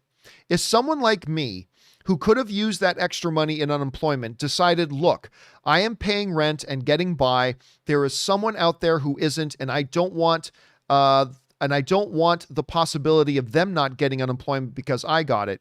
If I can decide for someone who is struggling, Aaron, who makes what he makes, should be smart enough to know that this isn't the time. I didn't return because I am making more at my current job, but I don't get angry, but this made me angry reading it. Thanks for listening. All right. Thank you for sharing your story, Jared's Reviews. And yeah, this goes back, for those of you who may not know and didn't watch the last couple of days, this goes back to a story that came out of this. I'll just cover this quickly. I won't go off into the whole tangent again, but AMC Theaters, which was on the verge of bankruptcy and fell ass backward lucky into that stock market spike that happened, that covered a lot of the things. AMC Theaters, which is on the brink of bankruptcy, that has furloughed 30,000 employees.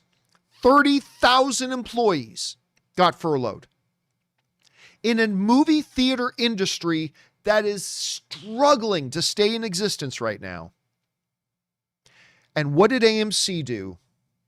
They give a nearly $4 million bonus to their CEO, who already, by the way, makes $9 million a year. Let me repeat that. They decided, in a company that is on the brink of bankruptcy, in an industry that is barely keeping its head above water, and a company that has already furloughed 30,000 employees,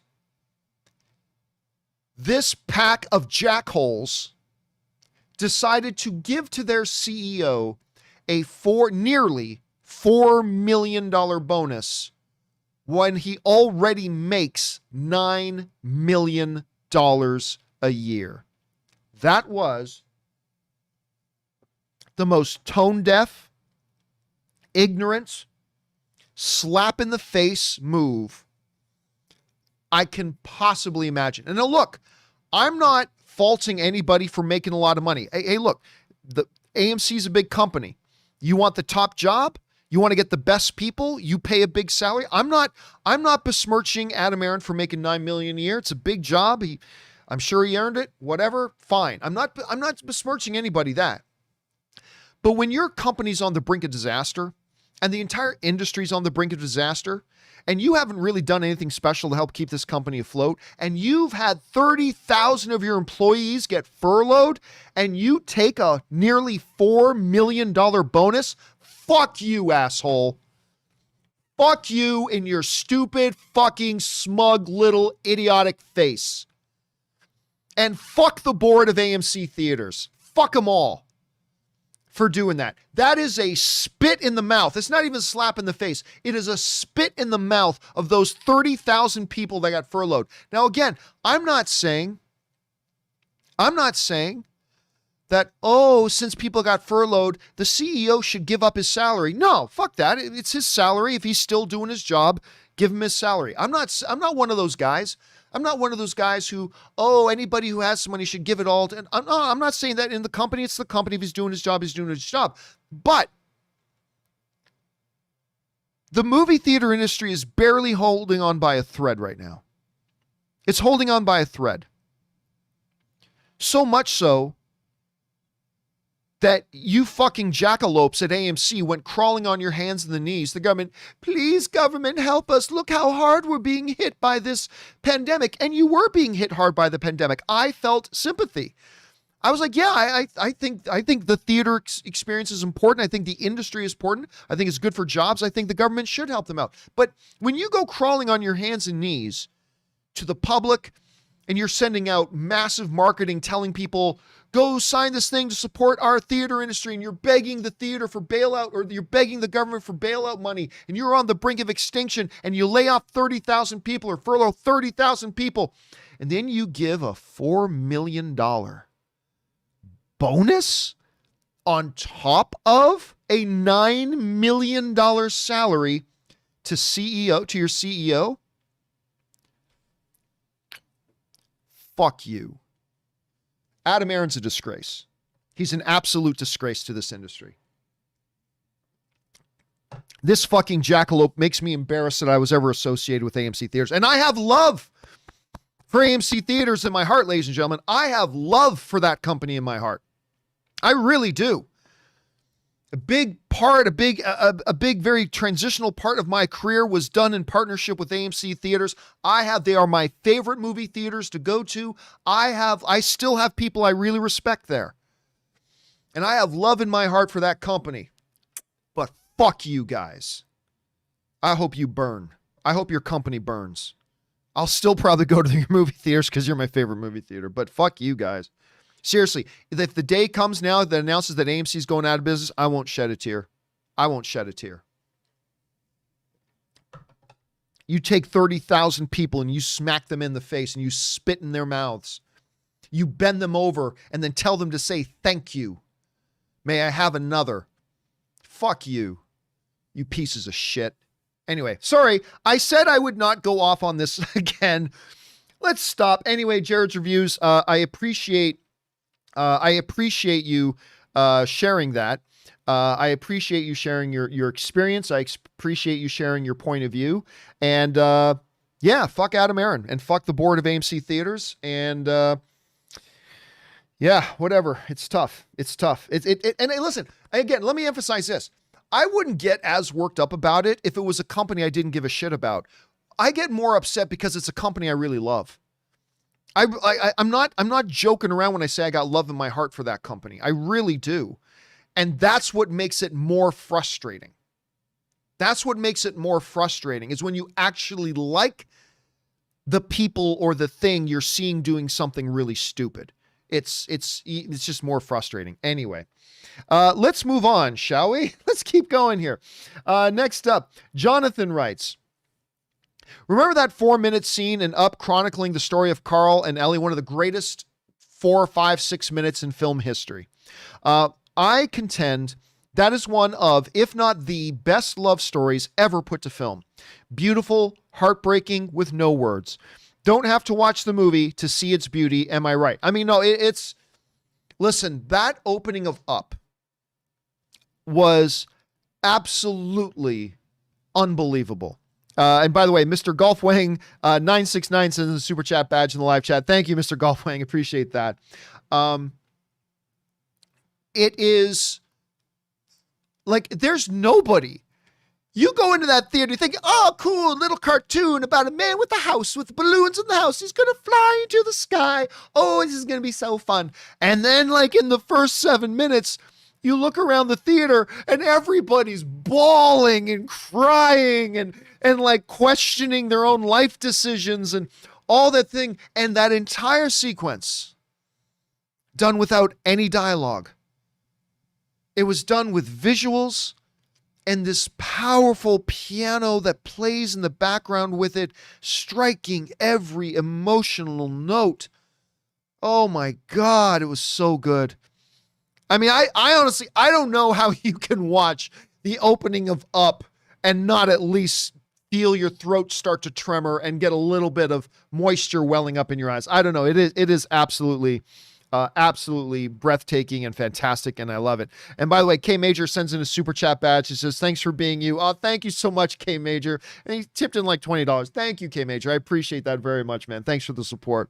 All right. Anyway, well said, Jonathan. Well said. Next up, Shanghai Finn writes, 1 of 3. Let's see if this comes out before or after the last WandaVision episode. Well, it's coming out before. Not sure if I said before, but what if when Vision 2 enters the Hex, in Wanda's eyes, he is manifested as Ultron? Yeah. And therefore is Ultron inside the Hex, but not outside of it. If Pietro turns out not to be at least somehow related to the Fox X-Men, it will just be a cheap trick. No, it won't. Anyway, let me talk about that in a second. No, it won't. Disappointing and meaningless, so I really hope Marvel doesn't do that. Kind of nervous about it, but fingers crossed. He ain't going to be Fox's X-Men, from the Fox X-Men. Also, in the first Falcon and Winter Soldier trailer at 37 seconds, that's definitely the Shanghai skyline. Not sure if it actually happens here. Sure, they didn't film here, but still happy to see my second hometown featured, or at least serving as inspiration. Dude, listen, I still get a big kick. Like when I watched the first episode of Titans on what was DC Universe, the first live action Titans episode, I'm like sitting down and watching, and it's like, I think that's Hamilton. And sure enough, I jumped online. It's like, yep, they shot Titans in Hamilton, Ontario. Whenever I still see something shot around Hamilton or Toronto, I don't know. It feels really good. I don't know why, but it just feels really good. Okay. Let's first talk about your Vision thing. Hey, listen, there's a lot of theories out there that when this Vision talks, we're going to hear James Spader's voice. I don't know that we are, but that would be chilling if we did. Because like, what if they like uploaded, like they have no operating system for this Vision thing. What if they uploaded like remnants of the Ultron program? And they think, oh yeah, it's no problem. We can control it this time. And then things go horribly bad. So, I mean, your thing may not be far off. It may not be far off whatsoever. And by the way, Chicken Little sends in a super chat badge in the live chat. Thank you, Chicken Little. I appreciate that, man. But now will you guys indulge me here for a second? Let me talk about this for a second. Let me talk about this. Because Shanghai Finn, you are not the first person in movies. How did you put it? It would just be a cheap trick and disappointing and meaningless. Let me address that for a second. Film fan to film fan, brother to brother. Let's put our hands on each other's shoulders and have a connection moment here. Let me talk straight here for a second, all right? For years, we've always talked about movies coming out, right?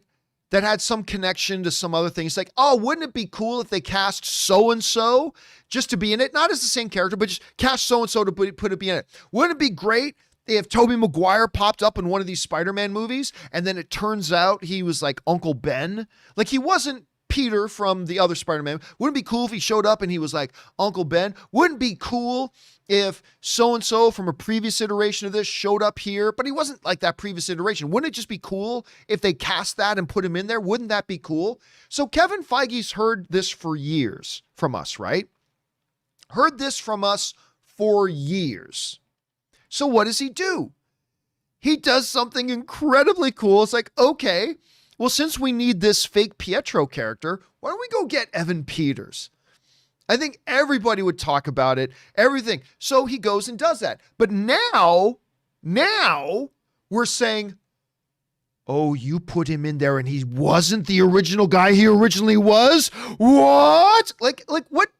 We like movie after movie, year after year, you're constantly seeing fans online going, wouldn't it be cool if they cast that guy from the old thing and put him in there just as something else, right? And so what happens? Kevin Feige does that. Wouldn't it be fun?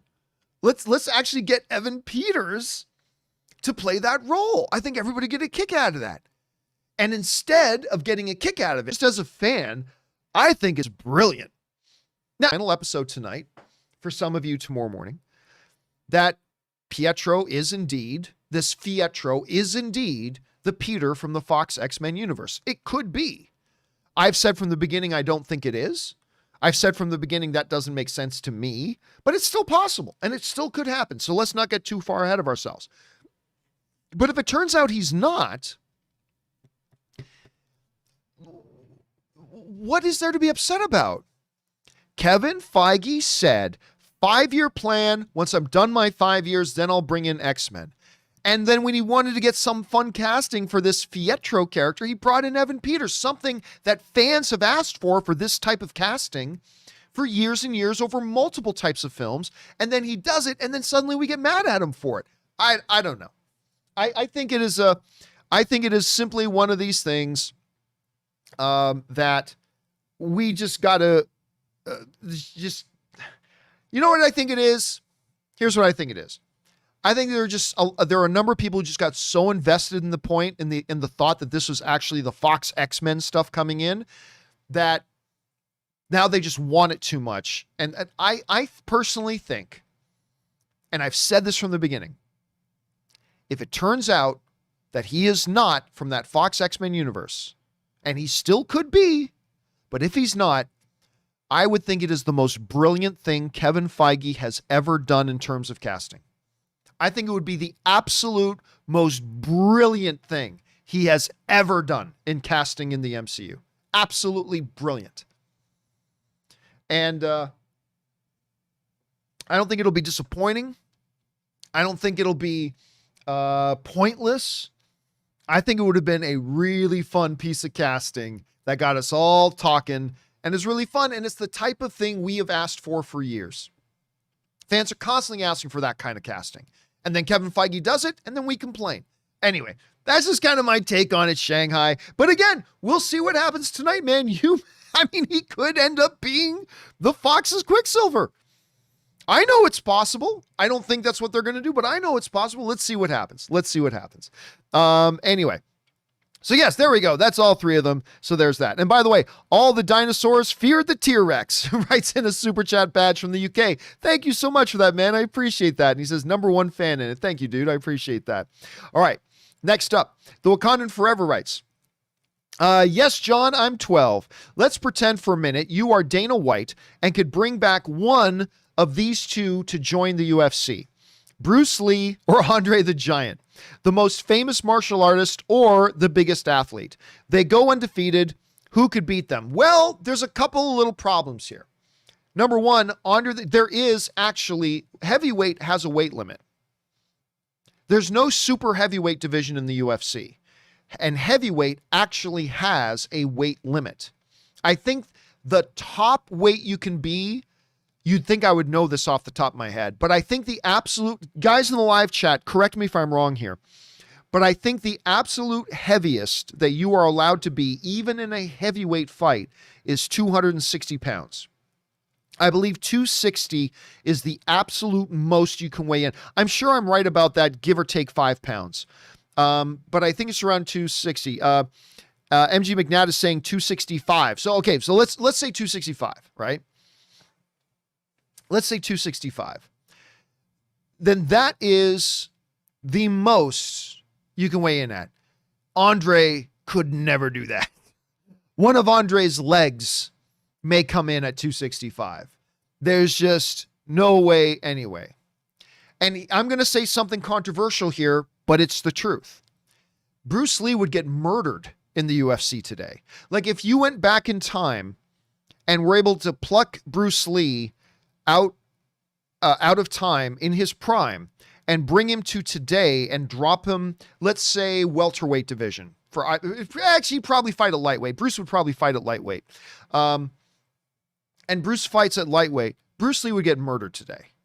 He would get murdered today. But that's the same as any sport. You see, when you have an era where an athlete has incredible greatness, their greatness causes evolution in the sport. Like Gordie Howe. I know you guys don't follow hockey, I know, but Gordie Howe is one of the greatest hockey players of all time. But his greatness caused evolution in the sport itself and how the athletes in that sport trained and developed and grew and learned. And that's why if you took Gordie Howe from his prime back when he played on the Detroit Red Wings and plopped him into the NHL today, they'd skate circles around him. They would skate circles around him. You take Joe Namath, Broadway Joe from the NFL back in his New York Jets days. He was a great quarterback. You pluck him out and drop him into the NFL today, he doesn't make any of the rosters because his greatness caused an evolution.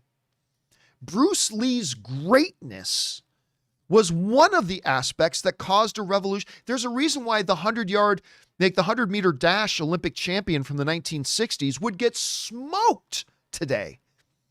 Would get absolutely smoked and would come in last place, literally, if he tried to run in the field today. We get absolutely destroyed.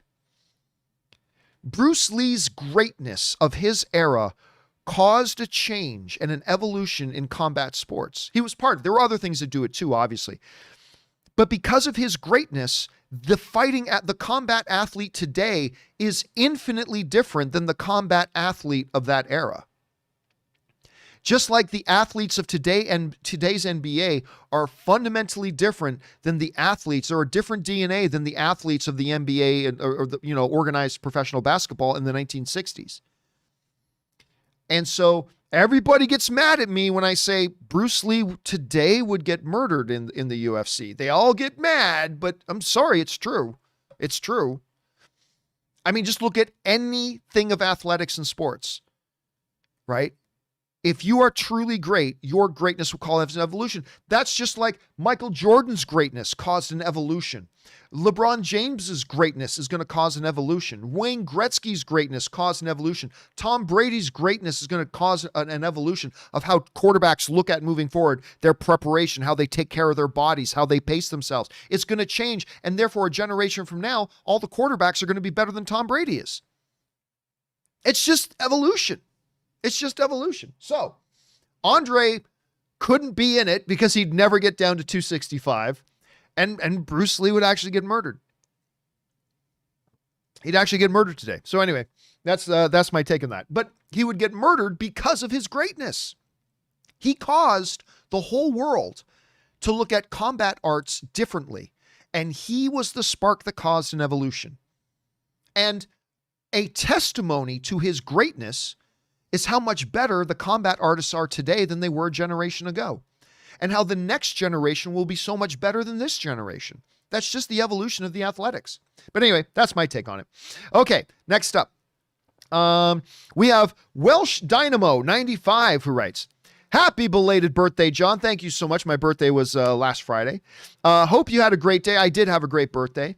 I watched episode 8 of WandaVision, and oh my God, I had the same reaction as Will Forte on Last Man on Earth. Oh, farts. Can't wait for episode 9 pre-game show today, baby. Yep, pre-game show today, 2:30. WandaVision pregame. That's 2:30 Pacific Standard Time. That's a little over 2.5 hours from now. Hope you guys will come on in and we'll talk about all that stuff. Thanks for that, Welsh. Oh, Welsh also writes, just rewatched the Dark Knight trilogy, and I might be wrong about this, but I feel that Batman Begins is slightly underappreciated and overlooked when compared to the Dark Knight. I love Cillian Murphy in it. Gotta love the Liam Neesons. Love the Liam Neesons. You are just an ordinary man in a cape. That's why you couldn't fight injustice, and that's why you can't stop this train. Great line. Liam Neeson, the Liam Neesons, to quote Key and Peele, the Liam Neesons is awesome. But you know what? The Batman Begins, it reminds me a lot. You know, whenever I talk about Daniel Day-Lewis, right? When I talk about Daniel Day-Lewis, let me just bring this up. Daniel Day-Lewis, I believe, gave the greatest performance of any lead actor in Hollywood history in There Will Be Blood when he played Daniel Plainview, right? And of course, he won the Academy Award for Best Actor that year. I believe that was the greatest performance in history, in Hollywood history. That was the greatest performance of any lead actor in history.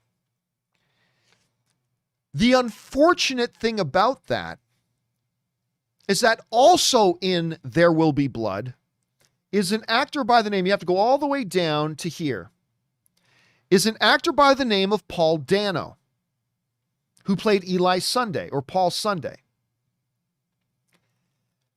Paul Dano was amazing in that movie. Like, freaking phenomenal. He was so good in There Will Be Blood. It was the performance of a lifetime. He was absolutely incredible. The problem is, because Daniel Day-Lewis gave arguably the greatest performance of all time of any male lead in a Hollywood motion picture ever, Paul Dano's performance in There Will Be Blood got totally overlooked. And that is a shame, because he was fantastic. I mean, obviously Daniel Day-Lewis was better. It was the greatest performance of all time, in my opinion. But the unfortunate thing is it completely overshadowed Paul Dano. Batman Begins is the Paul Dano of this situation to the Dark Knight's Daniel Day-Lewis. Like, a lot of people feel like the Dark Knight may be the greatest comic book film of all time. That's up for debate. I don't think it's the greatest of all time, but it's one of the greatest of all time. And many people feel that it is the greatest comic book movie of all time.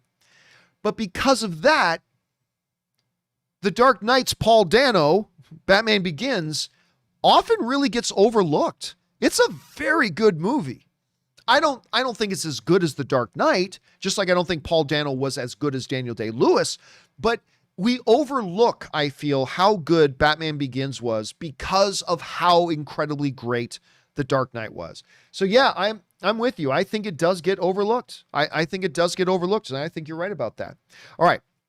Next up, Yes writes, but John, just because Feige said 5 years ago until X-Men, it said 5 years until X-Men, doesn't mean he can't start leaving little breadcrumbs until they show up. Planting seeds is something the MCU excels at. P.S. I know you hate Hawkeye because he disapproves of man on hot dog. I'll tell you what, that scene in Endgame, as soon as that scene started, right? And I don't hate Hawkeye. I love Hawkeye. I'm just not interested in a standalone Hawkeye thing, like I'm not interested in a standalone Black Widow thing, but whatever. But I actually love Hawkeye.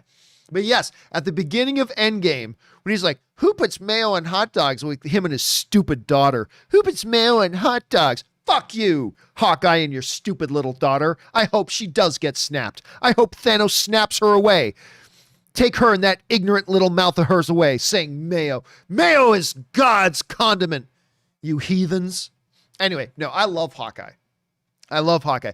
No, you're right. But listen, there's a difference between breadcrumbs and saying that Evan Peters is the Fox X-Men Pietro. That's not a breadcrumb.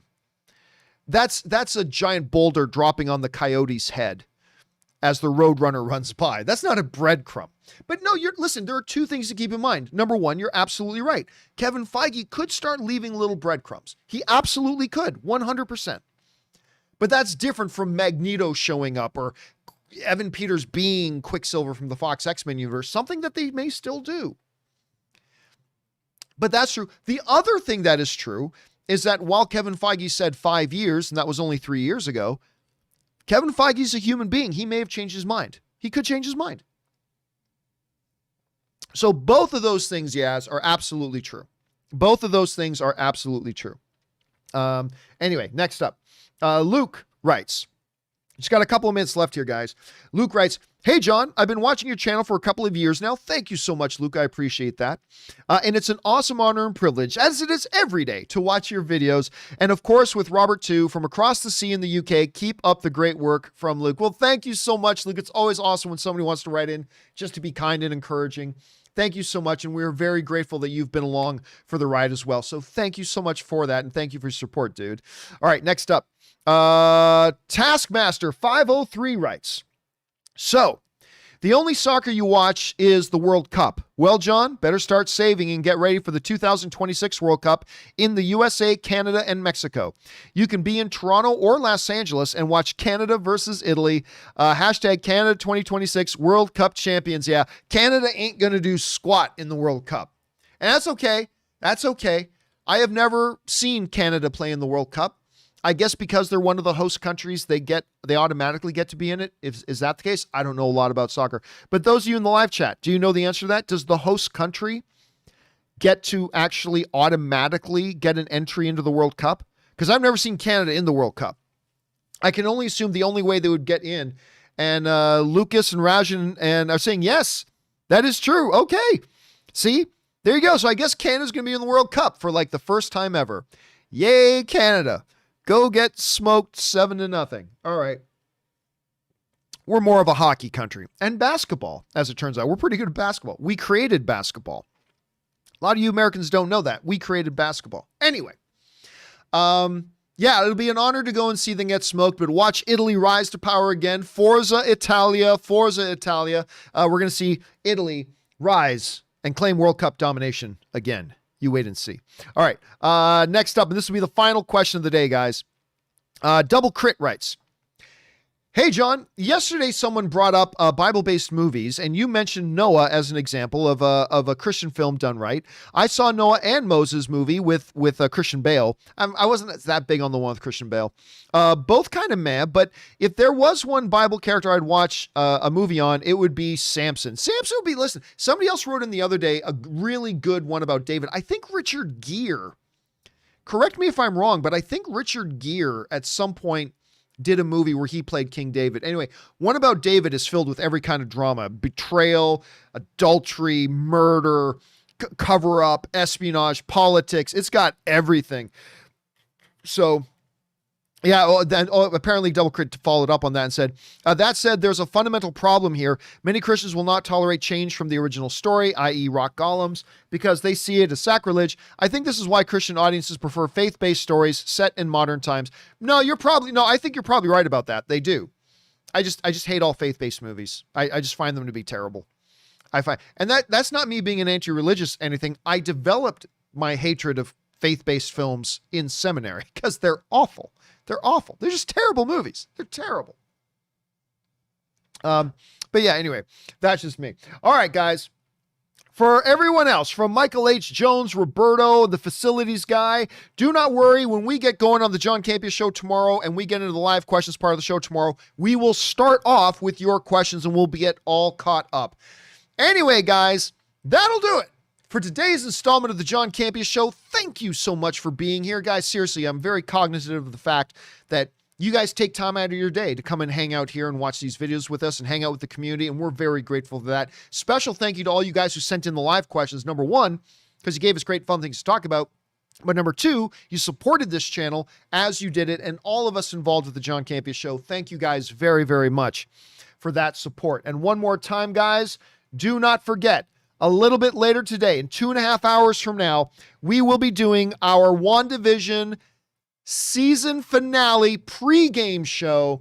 The season finale pregame show, that of course is coming up at 2:30 p.m. this afternoon. Make sure you guys come back and watch and join us for that. And by the way, guys, this is important. This is important.